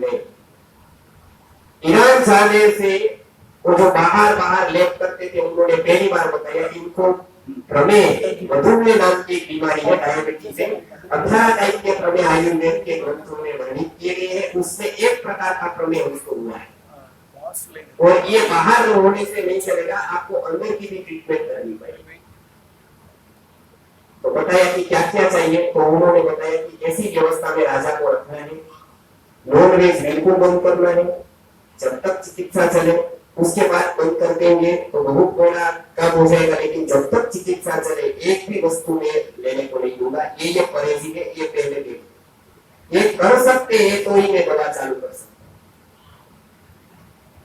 उन्होंने पूरा प्रख्याति पत्र पढ़ा, पढ़कर बोला कि इसमें से तो कुछ करे तो चलेगा, कुछ न करे तो 100% फॉलो करना, यदि बचता है तो। कुछ भी ऐसा वैसा किया तो आप 2 महीने के बाद के दिन नहीं देखोगे, आप 60 दिन तक होगा, 61वां दिन आपके लिए नहीं होगा, राज्य सब होगा आपका। पक्का फॉलो करोगे तो ये रोग अभी मिट सकता है, वो अभी साध्य अवस्था में है, लेकिन असाध्य अवस्था में फिर चला जाएगा, फिर कितना भी किया तो नहीं होगा। भाग्य है कि आज हम दोनों मिल गए हैं, मुझे पूरी श्रद्धा है कि ये मिल सकता है, लेकिन आपका परहेज पक्का होना चाहिए। उन्होंने पत्र दिया, 6 महीने के बाद राजा का 80% रोग मिट गया। कोई जो बीमारी मिटती नहीं थी, मधुमेह कंट्रोल में आया तो गैंग्रीन मिटने लगा, और 1 साल और 2 महीने के बाद 14 महीने के बाद राजा का पूरा पेट था ऐसा ही नहीं। तो उनको ये चमत्कार लगा, इसकी जड़ी बूटियों में कुछ चमत्कार है भारत में। तो उन्होंने बताया कि इसका हम सम्मान करेंगे, जो दवाई का पैसा होगा वो मुझ से देंगे, लेकिन उनके सम्मान के रूप में हम कुछ देना चाहते हैं उसको, जिसने मेरा जीवन बचाया। तो जीवकाचार्य जी को वहां बुलाया। उस समय की बात थी, ईरान से भारत में बहुत खतरा था, बहुत आक्रमण की शुरुआत हो चुकी थी। राजवीर जीवकाचार्य जी को पूछा गया क्या चाहिए आपको? राजा ने पूछा, बहुत सम्मान किया और बोला कि क्या चाहिए? उन्होंने बताया कि ऐसे तो चिकित्सा की कोई कीमत नहीं होती, ऐसे तो चिकित्सक को जितना भी दो उतना कम, क्योंकि चिकित्सक जो उपकार करता है जगत का कोई व्यक्ति उपकार नहीं कर पाता है, इसके लिए भगवान एक को ही दिया गया है, डॉक्टर को। तो डॉक्टर को ही भगवान की उपमा दी गई है, बाकी दूसरे को नहीं। 2-3 वस्तु ऐसी है जिसको भगवान की तुलना में दिखाया गया है। पहले गुरु, क्योंकि भगवान को हमको दिखने को नहीं मिलेंगे, उसका कुछ याद दिला दे, उसकी कुछ झलक दे दे, ऐसे जगत में कौन है? तो ऐसे झलक दे दे ऐसे गुरु। अब तो कोई झलक नहीं देता है गुरु, लेकिन पहले ऐसे थे गुरुकुल के गुरु। तो दूसरे कौन है? तो दूसरा डॉक्टर जो हमको बीमारियों से छुआ था, वो डॉक्टर भी इतना बड़ा है क्योंकि भगवान की जो रचना की है शरीर की, वो शरीर को वो जानता है, वो शरीर को जानकर उसके रोग को पहचानना है और उसकी ट्रीटमेंट करता है। तो जीवकाचार्य जी ने कहा आप देना ही चाहते हैं तो इतना दीजिए। ईरान से भारत को बहुत खतरा है अभी, तो ईरान कभी भारत के ऊपर आक्रमण नहीं करेगा, और जो कोई आक्रमण करेगा उसको ईरान साथ नहीं देगा। बराबर? ये राजवीर जी ने मांगा, बस इतना दे दीजिए, आपने सब कुछ दे दिया मुझको। राजा ने बताया कि वैद्य तो मुझे ऐसा था कि वैद्य शायद नहीं मिलेगा मुझे ऐसा, लेकिन अभी मुझे लगता है कि ऐसा वैद्य तो मुझे मिल सकता है कभी भी, लेकिन ऐसा देशभक्त कभी मुझे नहीं मिलेगा, कोई कमी नहीं। तो मैं सोना देने को तैयार हूँ, वो देश के लिए ऐसा मांग रहा है। अपने लिए मैं सब कुछ देना चाहता हूँ, वो देश के लिए मांग रहा है। पूरा देश का सब कुछ लेकर वो अपना कर रहे हैं, सब कुछ देश के नाम पर बहुत कुछ लेकर अपनी की जोड़ी है, वो ये फर्क है।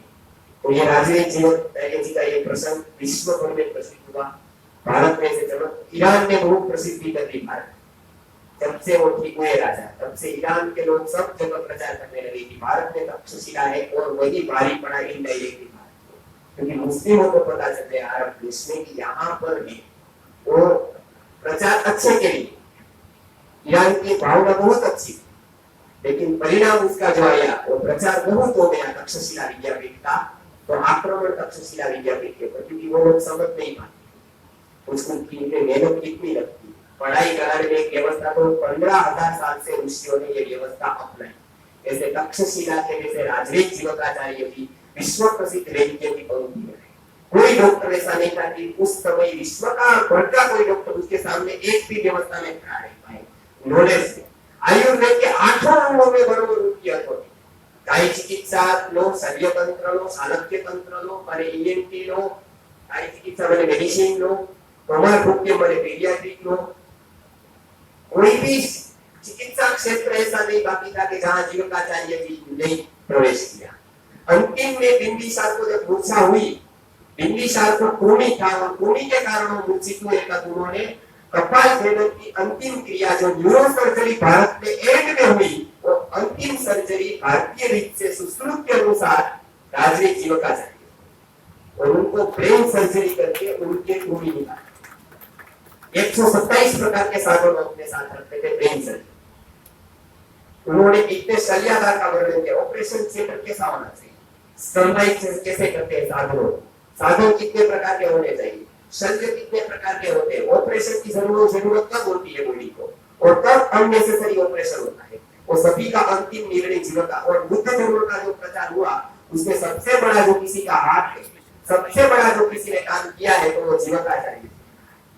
बुद्ध के भिक्षु कहीं पर भी बीमार होते थे जीवकाचार्य जी को ढूंढते ढूंढते, और जीवकाचार्य जी इतनी ट्रीटमेंट भाव से करते थे, उसके दिल से करते थे। कोई भी उनके अंदर भगवान को देखकर करते हैं कि मैं एक भगवान को अच्छा उनकी सेवा करूं, वो सेवा भाव से उनकी ट्रीटमेंट। और ऐसे आचार्य जीवकाचार्य की तक्षशिला से निकले, ऐसे आचार्य अभी उन्होंने आयुर्वेद के ऊपर बहुत बड़ा काम किया। उनकी भावना थी कि भारत स्वस्थ कब होगा, कब पूरा हो जाएगा। तो उन्होंने बताया 1000 से लेकर 1 लाख तक ग्राम वैद्य तैयार, जो गांव में रहेगा, चिकित्सा करेगा, दवाई बनाएगा, गाय को पालेगा, और ऐसी ऐसी फॉर्मूला उन्होंने दी ग्राम वैद्य कि इस तरह से वो पढ़ाई करके ग्राम वैद्य बनेगा, गांव का व्यक्ति गांव में चिकित्सा करेगा तो ही चिकित्सा सही मायने में होगी। कभी हॉस्पिटलों से कभी चिकित्सा होगी नहीं तो हॉस्पिटल जैसे जैसे बढ़ते जाएंगे, रोग कम होने चाहिए, रोग बढ़ने चाहिए, रोग कम होने चाहिए, आज बढ़ते जाए। जैसी हॉस्पिटलें बढ़ती जाती है, रोगी बढ़ेंगे या कम होंगे, रोगी आज बढ़ते जाए। अच्छा आदमी भी हॉस्पिटल में गया तो बीमार होकर निकलता है, अच्छा आदमी जाता है घर भी बंद कर निकलता है, क्योंकि वो स्वस्थ होता है। उनको प्रोसेस नहीं कराया जाता है कि मन से उसको हो जाता है कि मैं बीमार तो नहीं हूं। और अच्छे वैद्य के पास, सच्चे वैद्य के पास सही भी तो बीमार भी आदमी गया ना तो आधा तो स्वस्थ उसकी बात से ही होते। और जो मेडिकल में पहली बार साइकोलॉजी का प्रवेश हुआ कि वैद्य के गुण दोष क्या, नहीं तो दवाई के लिए कोई भी दे सकता है, नहीं, इधर जिसके माइंड पर कंट्रोल नहीं है। लोग बताते हैं कि वैद्य जी गुस्से बहुत होते हैं, तो वैद्य किस काम का है? जिसको साइकोलॉजी पता नहीं है, जिसको बात करने का ढंग पता नहीं है, तो वो वैद्य क्या कर पाएगा? इसके लिए हमारे यहाँ बताए किस वैद्य के पास जाना है। वो वैद्य भी बहुत होंगे, उस टाइम भी थे, इस टाइम और ज्यादा बढ़ गए। इसके तो बताया कि इतना इतना देखो, बाद में उसको जाओ। तो आयुर्वेद के वैद्य के पास जाने के लिए बताया, क्या बताया? सुश्रुतो नश्रुतो येन वाक्पटो एव वाक्पटा नाधिकश्चरतो येन सवैद्यो यमकिंकर। मैंने क्या बताया? सुश्रुत जिसने सुना नहीं, नश्रुतो सुश्रुतो येन, सुश्रुत जिसके कान में कभी गया ही नहीं, जो गुरु से पढ़ा ही नहीं कभी वेद पर, गुरु के प्रति भाव लाकर कभी गया ही नहीं कोई गुरुकुलम में। फिर वाक्पटो एव वाक्पटा, वाक्पट के ऊपर सूत्र जिसने कंठस्थ नहीं, वाक्पट जिसको वाक्पट नहीं है, माने कि जिसको कंठस्थ नहीं है जो वाक्पट के सूत्र, ये दूसरी बात हो रही। और चरक का जिसने अध्ययन नहीं किया है, नाभिकस चरक हो, ये चरक का जिसने अध्ययन नहीं किया है, चरक मुनि ने क्या लिखा, किस अध्याय में किसकी बात आती है, किस द्रव्य के बारे में क्या लिखा है, वो वैद्य नहीं है, वो स वैद्यो यम किंकर, वो यम का दूत है। सामान्य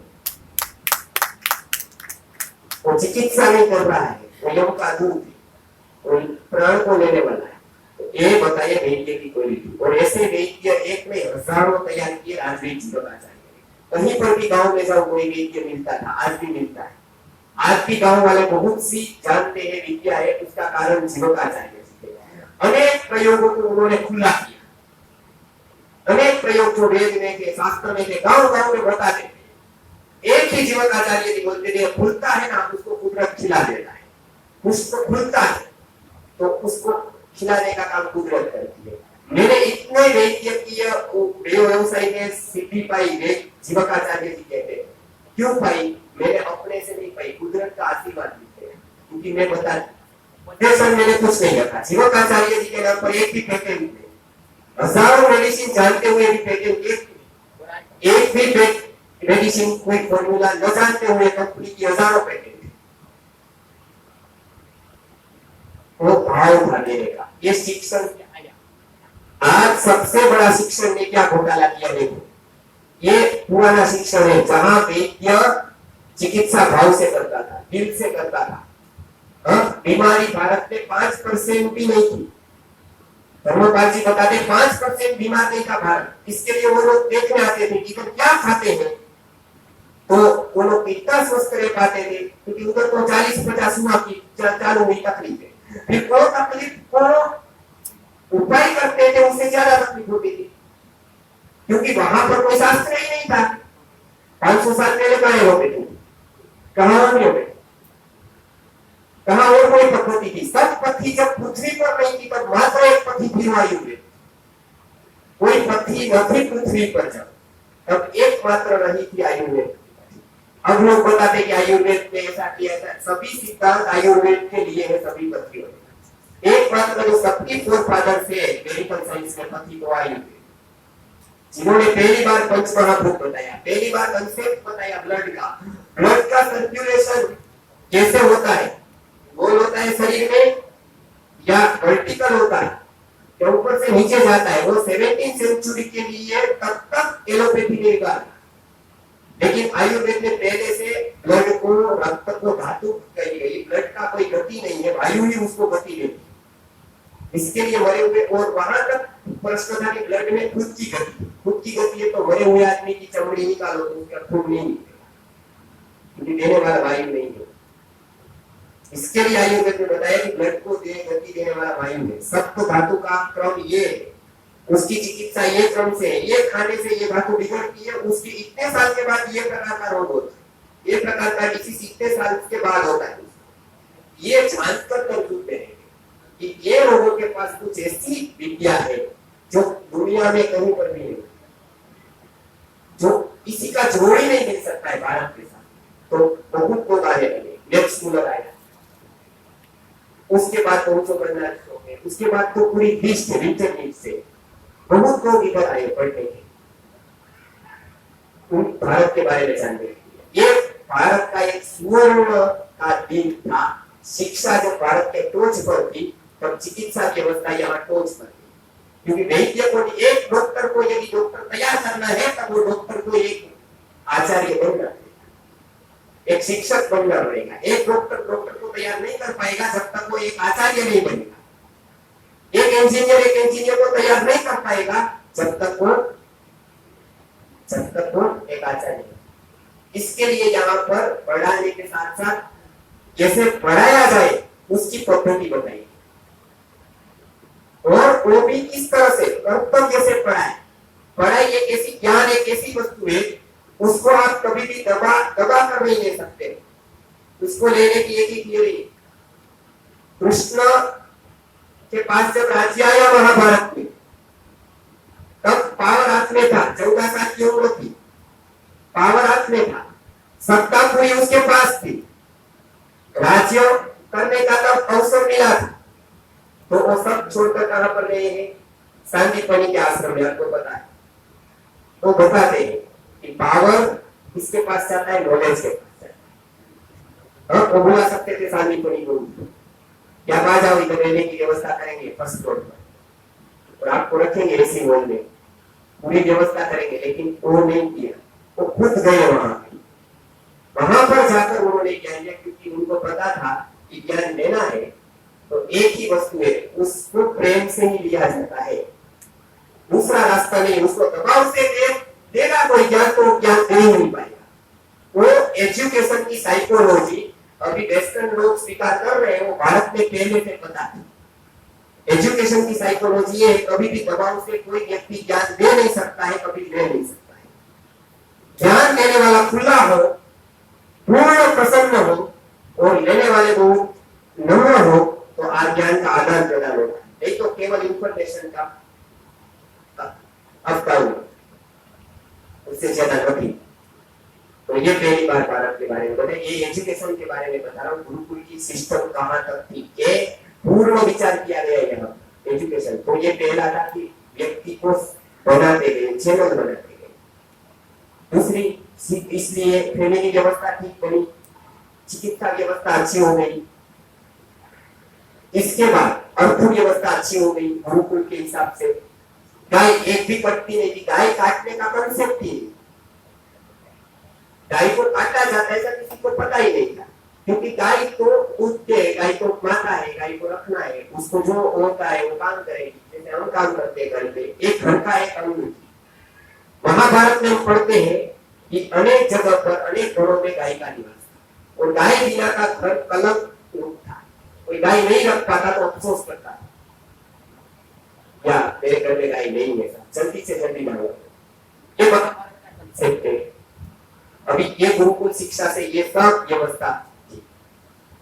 अच्छा, कुटुंब व्यवस्था अच्छी थी, फैमिली लाइफ अच्छी थी, उसके बहुत सारे पॉइंट्स थे। तो क्या क्या पॉइंट्स थे? तो वैदिक पेरेंटिंग में सभी गुरुकुल में पढ़ाया जाता था बच्चों को किस तरह से परवरिश करनी है, वो गर्भ में है तब क्या करना है, गर्भ से बाहर आए तब क्या चिकित्सा करनी है, क्या सिखाना है, कैसे डांटना है, कैसे नहीं डांटना है, क्या पढ़ाना है, क्या नहीं पढ़ाना है, कब पढ़ाना है, कब नहीं पढ़ाना है, ये पूरा का पूरा साइंस पेरेंटिंग का सबसे पहले जो किसी ने दिया वो भारत ने दिया, और वो गुरुकुल ने दिया सबसे पहले। इसके लिए बच्चा जिद्दी नहीं होता, सामने बोलने वाला नहीं। आज तो पेरेंटिंग का पूरा कंसेप्ट चला है। इसके लिए आप देखो, अभी गुरुकुल की व्यवस्था नाश होते ही अभी क्या हुआ, मॉडर्न शिक्षा आई। मॉडर्न शिक्षा आते ही उसको पहला प्रश्न हुआ कि अभी करेंगे क्या, क्योंकि राज्य व्यवस्था के दबाव से उन्होंने इंडियन एजुकेशन एक्ट लाया। एक्ट ने तो गुरुकुल तो बंद कर दिए, लेकिन स्कूल कौन खोलेगा, कौन चलाएगा, वो कोई पता नहीं, कोई कुछ पता नहीं है कि स्कूल का क्या होगा, आगे जाकर कौन पढ़ाएगा, तो वो ढूंढने लगे कौन कौन कौन। तो इधर से जो लोग नए नए या थोड़ा बहुत पढ़कर हुए थे उसको लिया गया टीचर के रूप में, अब वो सब नए थे इस विषय। इसके लिए स्टैंडर्ड सिस्टम आई। जगत की सब व्यवस्था, शिक्षा व्यवस्था देख लीजिए, स्टैंडर्ड व्यवस्था एकदम इलॉजिकल है। First standard, second standard, third standard को कोई साइकोलॉजिकली उसको कभी भी जस्टिफाई नहीं कर सकता है। क्यों? क्योंकि हर एक क्षेत्र का, हर एक व्यक्ति की कैपेसिटी अलग अलग होती है सीखने, वो मानते हैं आप? क्यों ऐसा होता है? क्योंकि पूर्व जन्म से वो कुछ सीख कर आया है, ये कंसेप्ट हमारे यहाँ है। आदमी शुरू नहीं करता है, जहां से छोड़ा है वहां से पुनः शुरू करता है, पुनः चालू करता है, वो नया चालू नहीं करता है।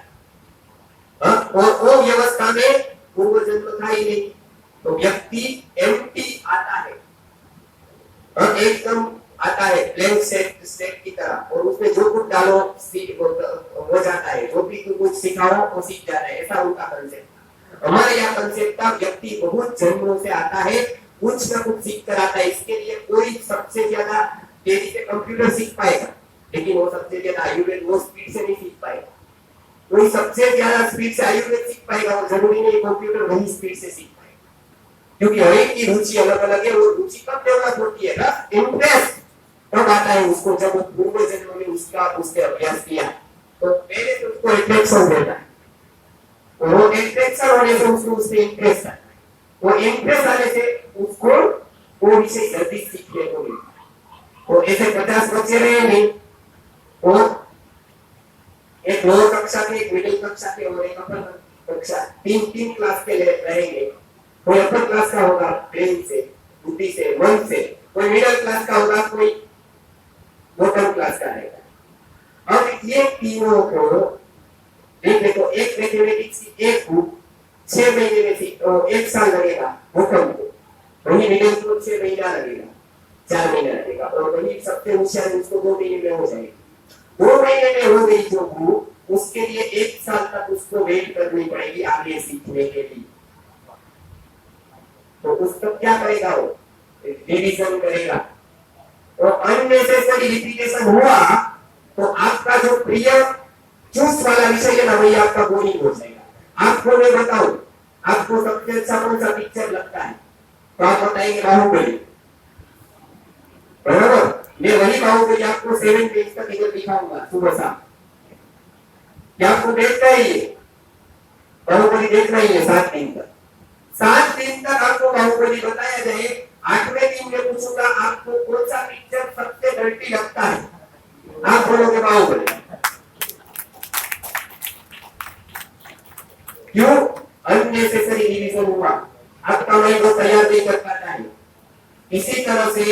एक व्यक्ति है होशियार है, वो क्लेवर है, उसने मैथमेटिक्स की बुक पूरी कर ली स्टैंडर्ड सिस्टम में, 2 महीने में बुक पूरी कर ली, अभी उसको कितनी रैंक करनी है 10 नंबर, क्योंकि अभी एग्जामिनेशन है एनुअल। उसके बाद उसकी नई बुक चालू होगी, तब तक ये क्या करेगा, वही बुक पढ़ता रहेगा, वही बुक पढ़ा, मैथमेटिक्स को रस था, इंटरेस्ट था, वही बच्चे फिर वो छोड़ेगा मैथमेटिक्स। तो उसकी गलती नहीं है, गलती सिस्टम की। तो ये सबसे घटिया सिस्टम है स्टैंडर्ड सिस्टम। गुरुकुलम में क्या थी, गुरुकुलम में ग्रुप सिस्टम थी, और आज भी वो चल रही है। एक बच्चा मैथमेटिक्स में 4th के साथ पढ़ता हो, वही बच्चा संगीत 6th क्लास के साथ सीखता हो, और वही बच्चा आयु में 2वीं क्लास के साथ सीखता हो। सब उसने पूरा किया, वहां से आगे बढ़ा, टाइम कहाँ है, बहुत कुछ सीखना है, बहुत कुछ विषय है, अनेक सीखने जैसे विषय है। टाइम हमारे यहाँ बताया, वह गोल्डन पीरियड है स्टूडेंट लाइफ का, उसका टाइम 1 सेकंड भी नहीं बिगड़ना चाहिए, उतना प्रैक्टिकली सोचा है। इसके लिए स्टूडेंट को और काम करना ही नहीं है कुछ, इसके लिए उसकी फीस नहीं दी जाती, क्योंकि स्टूडेंट पर भारी न पड़े, इसके पीछे बहुत बड़ा विचार था। स्टूडेंट को ये नहीं लगना चाहिए कि मुझे पैसे कमाने की चिंता है, उसको वो चिंता रहनी ही नहीं चाहिए। वो पहली बार भारत में करके दिखाया, स्टूडेंट के पास में कोई फीस न लेकर वो जो रहना इधर, और वो पढ़ाई की भी व्यवस्था हो जाए, ऐसा समाज तैयार हो जाए। इसके लिए उसको कोई टेंशन नहीं था, तो पूरी की पूरी एनर्जी पढ़ाई में लगती थी। इसके लिए यहाँ पूरी थी, साहित्य यहाँ पर ऊपर गया, आयुर्वेद के एक ग्रंथ देखा, एक से एक उसके ऊपर नोबेल प्राइज, आप 100 नोबेल प्राइज मिले तो भी कम है। ऐसे आयुर्वेद के ग्रंथ थे, एक चरक थे, चरक संहिता के ऊपर 1000 ग्रंथ तक, तो मेडिसिन में वो पीएचडी कर सकते हैं, इतना वर्णन चरक में। और मैं बात बताऊं, आश्चर्य ये है कि हमें एक ही व्यक्ति सबके बारे में लिखता है।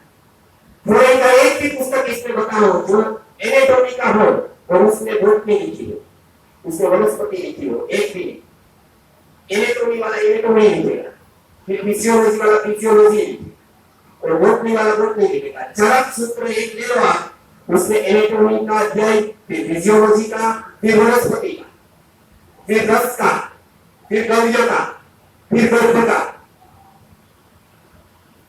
फिर रोगों का, फिर चिकित्सा का, फिर पंचकर्म का, एक अध्याय लिखे हुए हैं, और उसमें सब दे दिए। किस अंग की कमी है, तो वो वृक्ष का कौन सा पार्ट आपको काम आएगा, आपका कौन सा पार्ट निकलेगा, उसका कौन सा पार्ट आपको काम आएगा। नीम का पत्ते का रस आपको वही ठीक करेगा चमड़ी का डिसीज, और पेट के डिसीज के लिए नीम के फूल चाहिए, वो किसने जाना ये। और ये एजुकेशन व्यवस्था कब की सबको तेज तब ऐसा जानने को मिला, और वो केवल जाना नहीं, उन्होंने सीखा, और एक समाज को स्वस्थ कर दिया। 300 सालों में तो ये व्यवस्था तक्षशिला चली, तब तो उन्होंने भारत भर में चिकित्सा व्यवस्था को इतना स्ट्रांगली एस्टैब्लिश किया कि वो कोई नहीं कर पाएगा, इतना स्वास्थ्य का काम कोई नहीं कर पाएगा। तो पहली एक घटिया सिस्टम आई, जिससे हमारे बच्चे मूर्ख बन गए। कोई बच्चा होशियार से होशियार को डालो स्कूल में, वो मूर्ख बन के बाहर आए,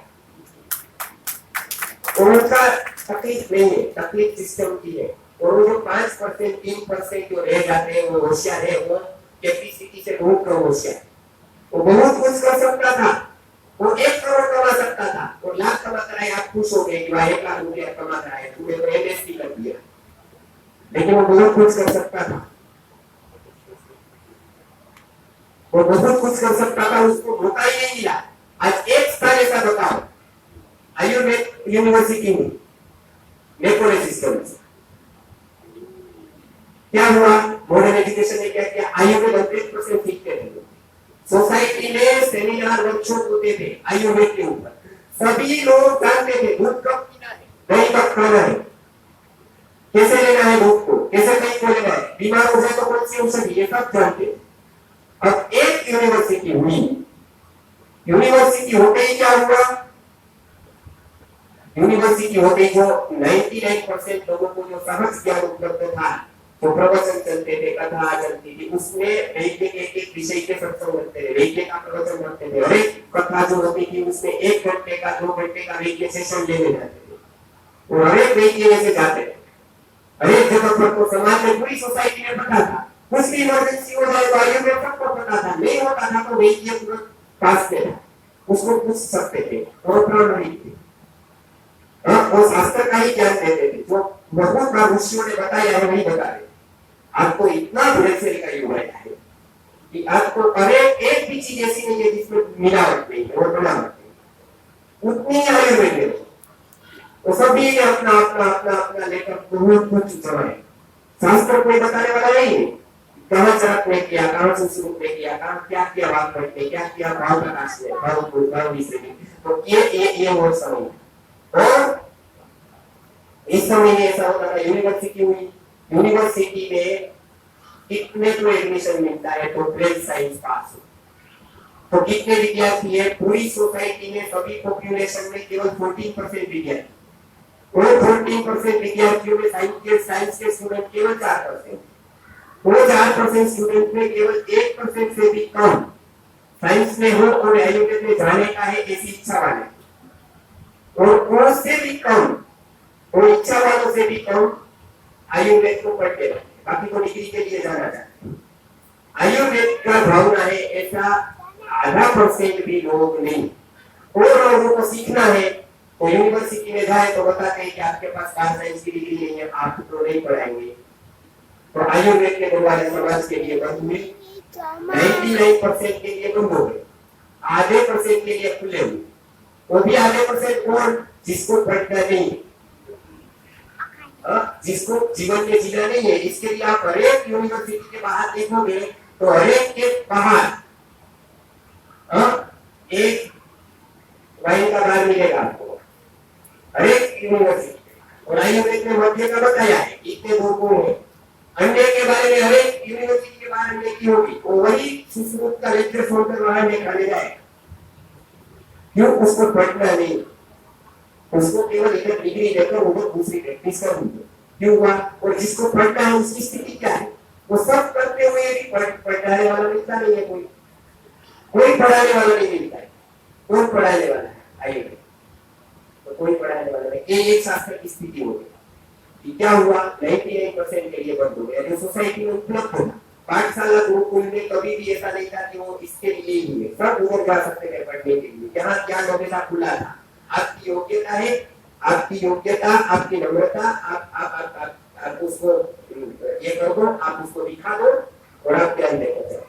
वही एक क्राइटेरिया था ज्ञान देने का, और कोई क्राइटेरिया नहीं थे। तो ये एक यूनिवर्सिटी होते ही ऐसा हुआ। दूसरी बात, आयुर्वेद में ऐसे वैद्य होते थे, उसके बाद की अभी मॉडर्न सिस्टम में क्या लगाया मैं बता रहा हूँ।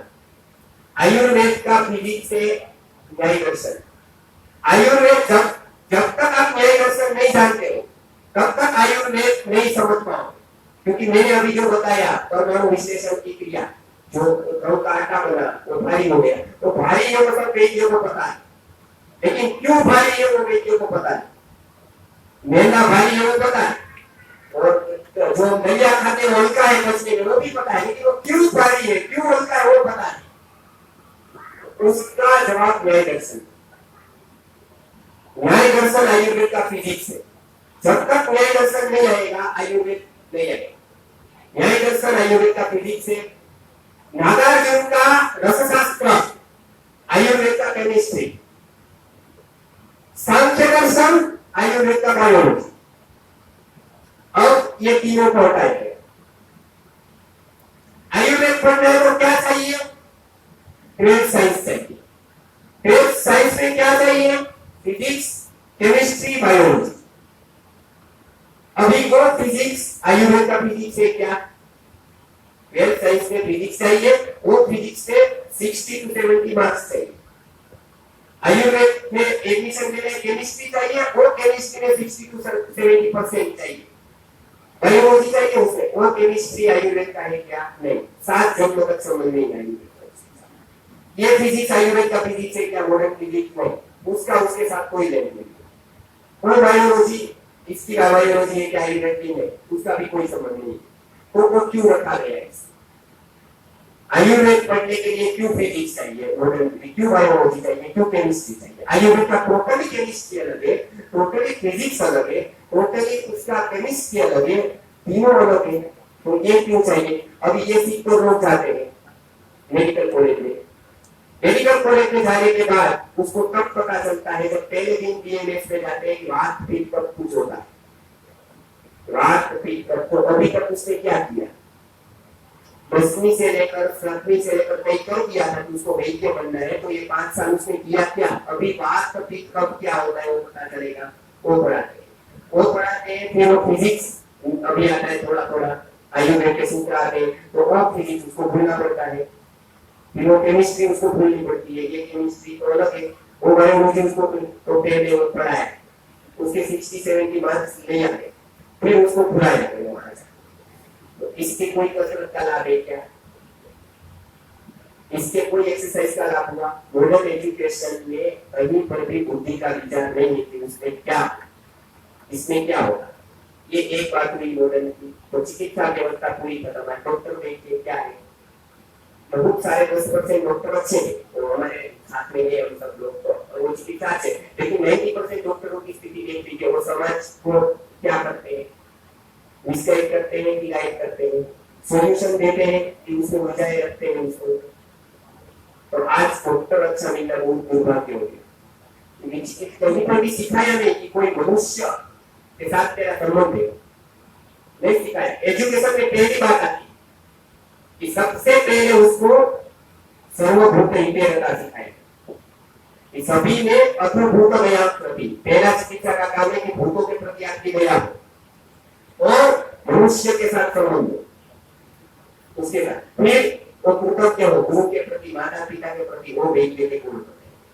अभी यहाँ पर देखो, बच्चे को स्टैंडर्ड फर्स्ट से लेकर एंड तक कोई बताया नहीं जाता है कि आपको पेरेंट्स के साथ कैसा रहना, आपको गुरु के साथ कैसा बिहेव करना है।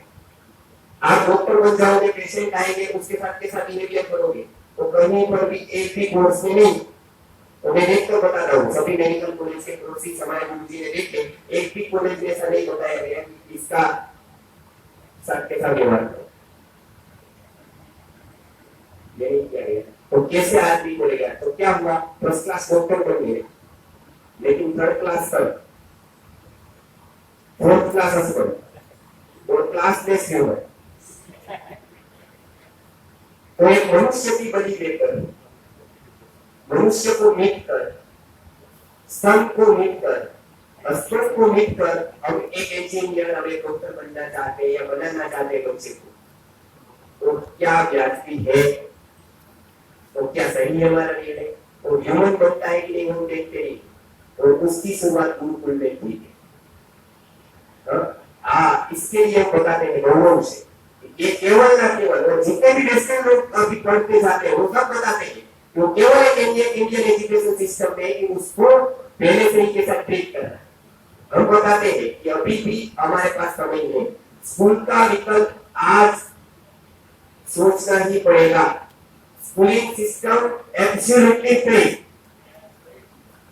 कोई उसमें मदद ही नहीं। आप थोड़ी लोग बताते हैं कि गुरुकुल शिक्षा कब ऊपर आ जाएगी, लोगों को गुरुकुल पता चल जाएगा तब, गुरुकुल का सभी नियम पता चल जाएगा तब लोग बताते हैं कि नहीं वो तो बहुत देर लगेगी उसको वहां तक पहुंचने के लिए।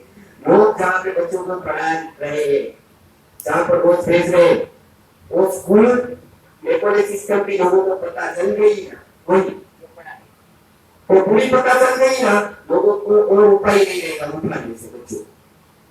क्या आपको लगेगा इतना बढ़िया सिस्टम है, आपको पता ही वो पता चल जाने के बाद छोड़ने के अलावा और कोई रास्ता नहीं है।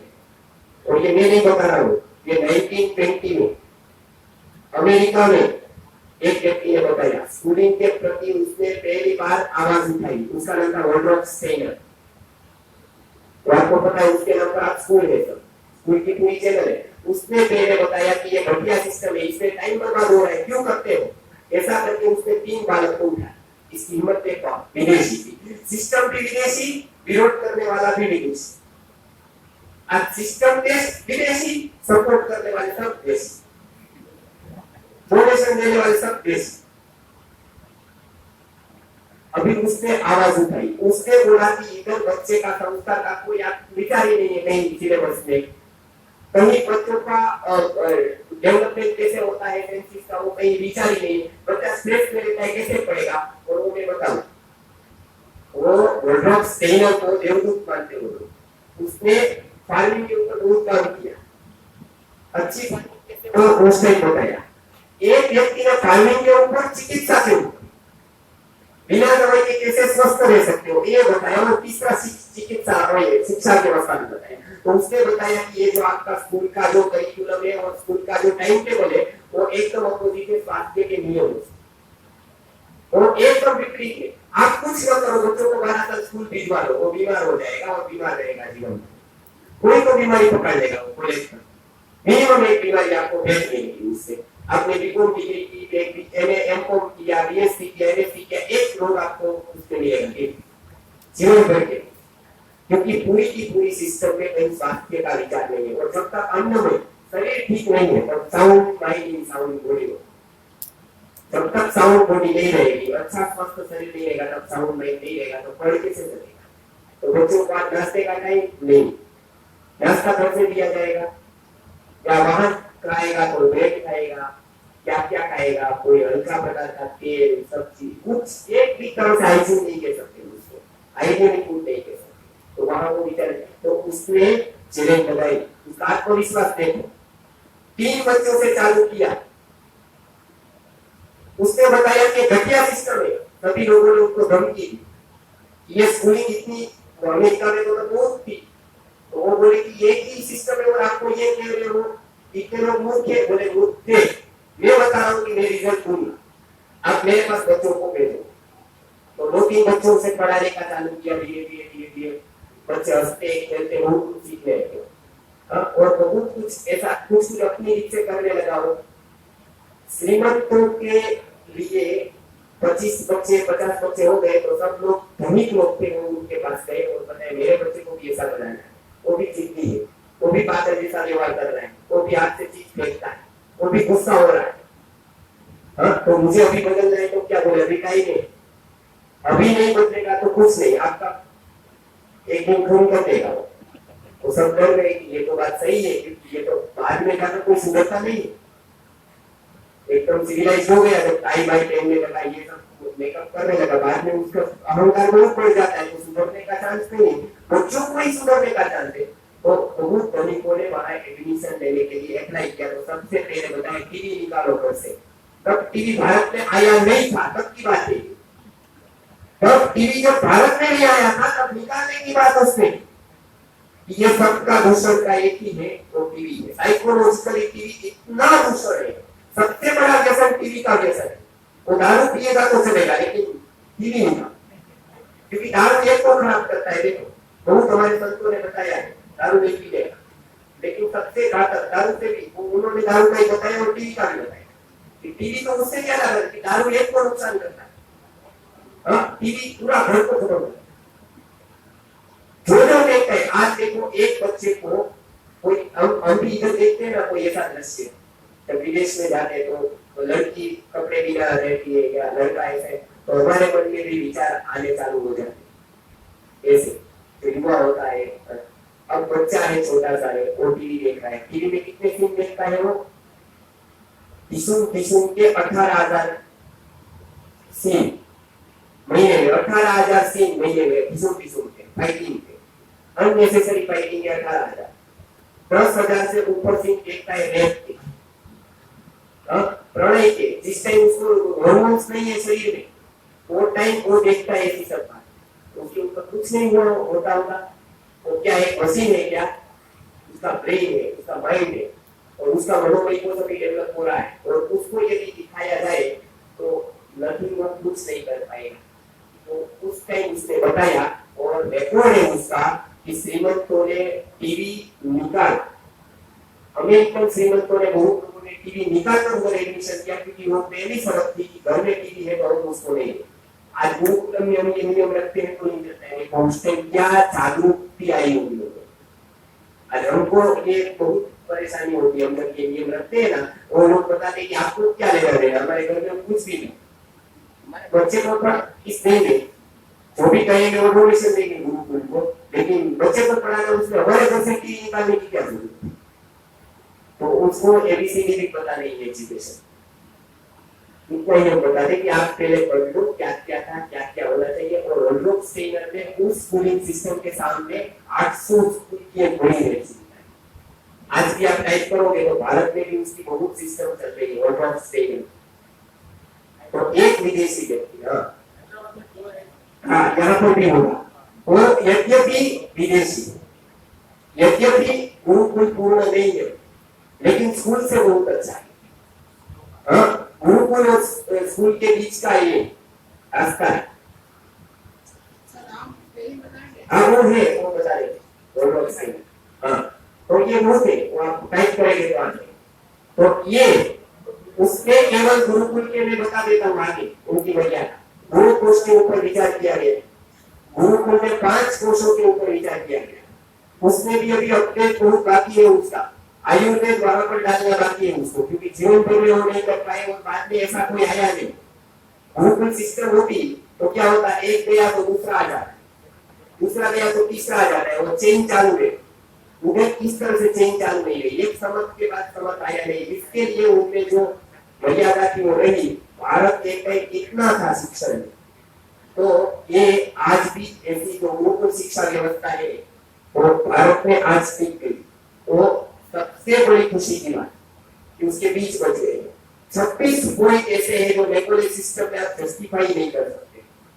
मैंने बताया स्टैंडर्ड सिस्टम, ऐसा टाइम फैक्टर, ऐसा सीक्वेंस फैक्टर, ऐसा कंपनी फैक्टर, ऐसे अनेक फैक्टर है जो स्कूलिंग सिस्टम में माइनस है। उससे व्यक्ति पढ़ नहीं पाएगा कभी भी, उसको स्ट्रेस रहता है पढ़ने में, वो कभी नहीं होना चाहिए शिक्षण में।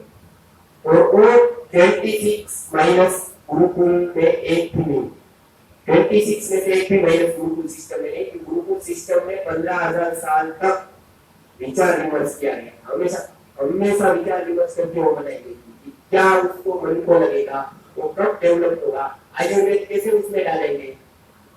इसके लिए आप देखो यहाँ पे एस्ट्रोनॉमी का कितना विकास हुआ, एस्ट्रोलॉजी का कितना हुआ, आयुर्वेद का कितना हुआ, व्यापार का कितना हुआ। तो ऐसे ही चमत्कार नहीं हो गया, वो मानव के प्रयत्न से हुआ। ऋषि ने उसके ऊपर जीवन दिया, पूरे जीवन में बैठे रहे, केवल यही काम कर। इसके लिए जो बताया गुरु जी ने कि ऋषि से रिसर्च शब्द आया, बहुत अच्छा बताया। ऐसे ऋषि शब्द संस्कृत की ऋष धातु से आया, उसका नाम है संसार के जो पार देखता है, दिखाता है, व्यवस्था को जन्म देता है, उसको ऋषि बोलते हैं।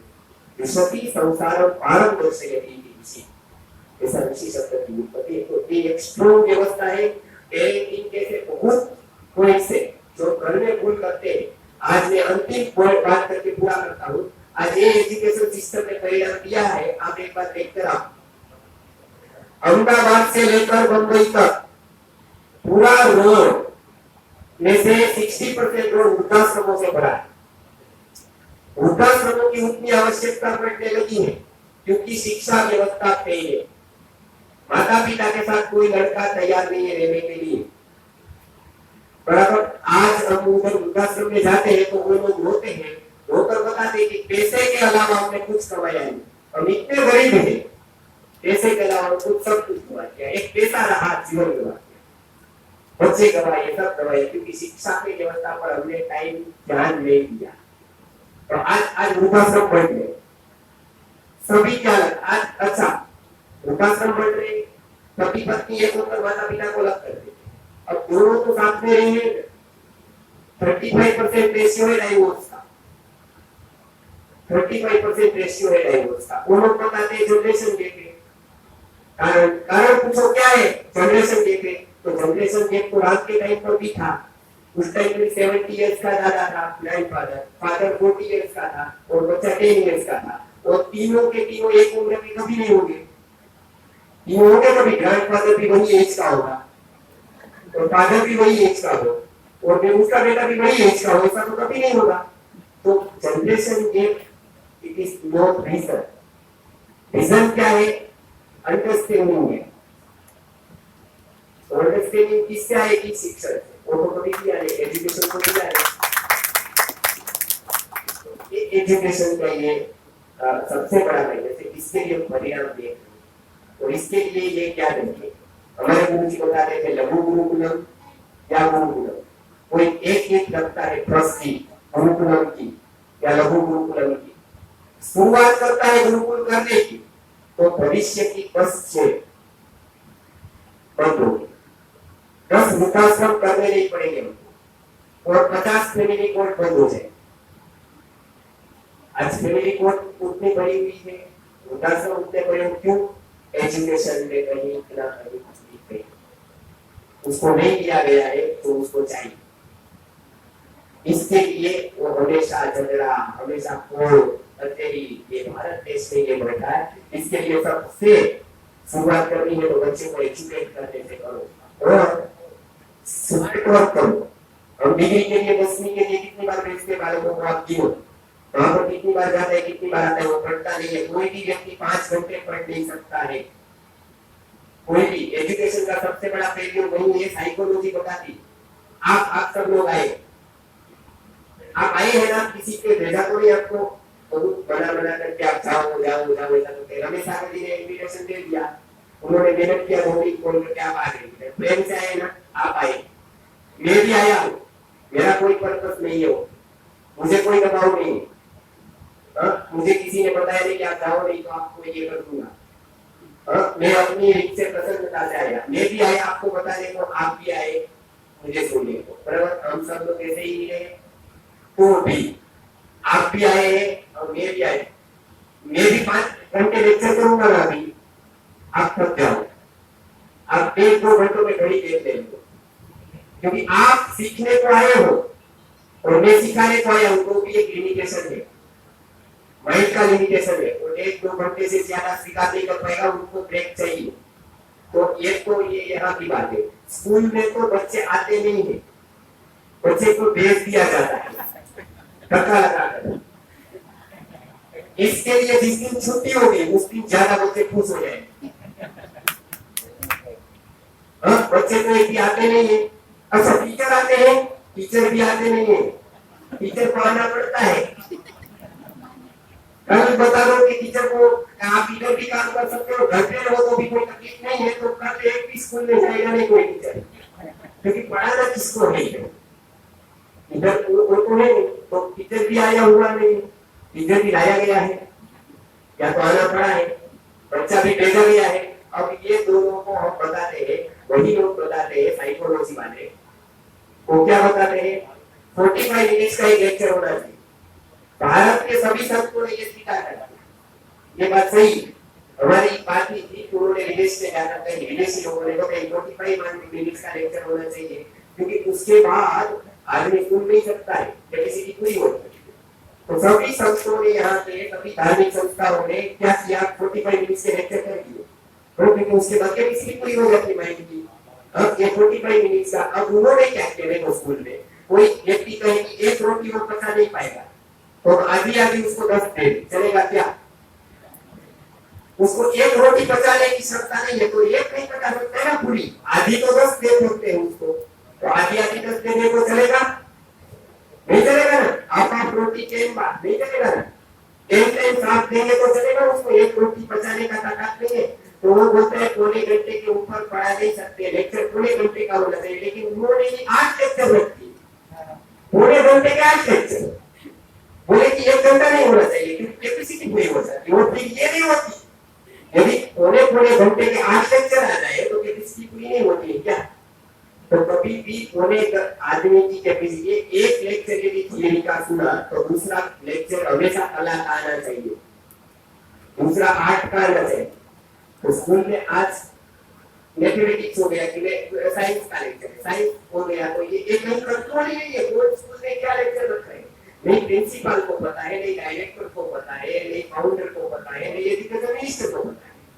ये पढ़ाया कैसे जाता है अब तो इसमें तो कोई पढ़ ले तो आश्चर्य और कोई यदि पढ़कर निकल जाएगा इसमें तो आश्चर्य वही पढ़े तो कोई आश्चर्य इसमें तो एक आध कोई पढ़ लिया तो एक्सीडेंट मानो उसको या एक्सीडेंट ही पढ़ लिया होगा क्योंकि उसको स्ट्रेस कितना था आप एक भी बच्चा देखो उसका एकाग्रता पूरी हो जाती है दूसरे तीसरे लेक्चर में तो उसका माइंड कहीं और होता है वो सीखता कहीं और है, वो केवल ध्यान देता है, वो विचार कुछ और कर रहा है और हमको लगता है कि नहीं वो पढ़ रहा है। फोर्थ पास कर दिया, फिफ्थ में आ गया, फोर्थ पास के इसके लिए फिफ्थ में नहीं आया, वो 10 साल का हो गया इसके लिए फिफ्थ। फोर्थ पास किया हो तो आप बताओ, फोर्थ का सब आना चाहिए ना। आप एग्जामिनेशन जाने के बाद दो महीने के बाद उसको पूछो, वो 2 स्टैंडर्ड का साइंस का एक पार्ट एडिशन नंबर 5 उसका डिटेल बताओ। डिटेल नहीं, टाइटल नहीं बता सकते। तो एक सिखाया वापस भूलना, एक सीखा वापस भूलना, फिफ्थ का सीखा भूल कर सिक्स्थ में आना, सिक्स्थ का जब तक नहीं भूलोगे भूल जाओगे सेवंथ में जाओगे। हाँ, और एंड में आप निकलोगे तो बीकॉम होंगे, लेकिन आपकी स्टेज एकदम एमपी होगी सबसे। क्यों ऐसा होता है? ये आदमी का दोष नहीं है, व्यक्ति का नहीं है, सिस्टम। और तीसरी पीढ़ी जगी नहीं, गुरुकुलम के प्रोग्राम हुए नहीं हुए। जैसे एक हमारे गुरुजी है, उन्होंने पहली बार में एक बुक है कि कोई ने किया है, एक आनंद है कि हमारे गुरुजी ने फर्स्ट टाइम गुरुकुल के 3 दिन के वर्कशॉप का आयोजन किया गुरुकुल सिस्टम को समझाने के लिए और मॉडर्न सिस्टम को समझाने के लिए 3 दिन। हमारे पास आज 24 घंटे 8-8 घंटे का रोज मैकोले सिस्टम के ऊपर है। मैकोले सिस्टम शुरुआत कहाँ से हुई, कैसे दोष हुआ उसमें, वो सिस्टम नहीं होना चाहिए तो कौन सा होना चाहिए, गुरुकुल के क्या था इसके स्थान पर, फूड कैसा था, लेक्चर कैसे थे, पढ़ाया कैसे जाता था, वो प्रैक्टिकल पढ़े। 14 साल तक मैं रहा उनके पास लेकर एक बार को बनारस हिंदू यूनिवर्सिटी में प्रोफेसर थे, लेकिन उनको लगा कि ये सिस्टम से लेकर मैं नहीं कुछ कर पाऊंगा तो सिस्टम छोड़ दिया और गुरुकुलम क्रैक किया। और उन्होंने समझाया एक पॉइंट, ये मेरे सिस्टम का दोष है, बच्चे को वो क्या देना चाहिए। तो सिस्टम अभी तक हम नहीं छोड़ सकते। अभी तो आइडिया है एनआईओएस बोर्ड एग्जामिनेशन भी लो, घर पे सिखाओ, सिविल सेमिनार करवाओ, एसएसवाई के फाउंडेशन है बराबर, सीधे समाधि होगा। वो 3 महीने का कोर्स अभी अरेंज कर रहे हैं और 3 महीने में वो पूरा 10th का किताबें सब रट्टा मरवा देते हैं, स्मरण करवा देते हैं, फिक्स सिखाता तो 10th में 70% आ जाते हैं। कभी स्कूल गया नहीं 10th तक, उसको 10 में 70 और ये धक्का खा खबर आए उसको 60 है। और स्मार्ट वर्क कौन सा है? हमारे अहमदाबाद में भी एक गुरुकुल के बच्चे ने एग्जामिनेशन दी, उसको 75% 74% आए। बहुत बच्चे हम जाते थे, रोज रिक्शे से जाते हैं, बस से जाते हैं, पूरी प्रदक्षिणा अहमदाबाद की करके वापस आते हैं, बराबर, क्योंकि वहां से लेना इतना थक जाते हैं। और कुछ आता नहीं, इसको संस्कृत आता है, हिंदी आता है, इंग्लिश आता है, संगीत आता है, ये सब तो आता है। अभी 10th में 74 है तो स्मार्ट वर्क किया ना, बिना जाए उसको केवल एग्जामिनेशन हो गया, 3 महीना मेहनत की, उसमें 10 साल कंसीडर क्या करते हैं 10th, तो 10th कोई पकड़ो, 9th तक तो कोई कंसीडर करता है, 9th का कोई वैल्यू ही नहीं रहा और अभी 10th का भी लेने वाला नहीं। तो बच्चों का जो टाइम जा रहा है उसमें बहुत स्कूलिंग करा सकते हैं। वो भले स्कूल में पढ़े, वो नहीं छुड़ा सकते हो तो स्कूल में पढ़ा, लेकिन एक्स्ट्रा दो कुछ, उसको बहुत जरूरी है माइंड की पढ़ाई, बहुत जरूरी है उसको जो उसका मन मांग रहा है, ऐसी खेल की पढ़ाई। जैसे तो कम से कम 5 घंटे स्कूल में जाता है तो 6 घंटे ट्यूशन में लग जाए, ट्यूशन बंद करा दो उसको, तभी वो ट्यूशन स्ट्रेस देता है, उसको खेल खेलने दे, वो सब ये सब व्यवस्था है। तो अभी हम कार्यक्रम की अभी सेशन पूर्ण हो गया है 5 मिनट, तो अभी जिसको भी होम स्कूलिंग का कुछ पूछना है, ग्रुप स्कूलिंग का पूछना है, गुरुकुलम के बारे में कोई भी प्रश्न है, अभी लिख ले, अभी राइट डाउन करें, मुझे ये प्रश्न है। शाम का सेशन स्पेशली प्रश्नोत्तरी का है, क्वेश्चन आंसर का है, उसमें एजुकेशन के विषय में किसी को प्रश्न है, बालकों के बारे में हमारे पास जितना भी डेटा है और कोर्सेज तैयार, वो सब की अलग अलग तरह शिविरें होती है, उसकी माहिती उस टाइम नहीं, घर पे क्या सिखा सकते हैं, कैसे सिखाना, माता पिता को क्या करना चाहिए आइडियल पेरेंटिंग के लिए, उसके बारे में बात करने वाले। तो अभी जो प्रश्न आए हम अभी नहीं लेते हैं, अभी भोजन का समय हो गया है, तो अभी केवल लिखने के बाद हम जब लिखते हैं तब वो प्रश्नोत्तरी में तभी वो प्रश्न लिख सकते हैं। अभी नेक्स्ट का सेशन भोजन के बाद कितने बजे? अभी वो ऑलरेडी अभी 3 बजे 130.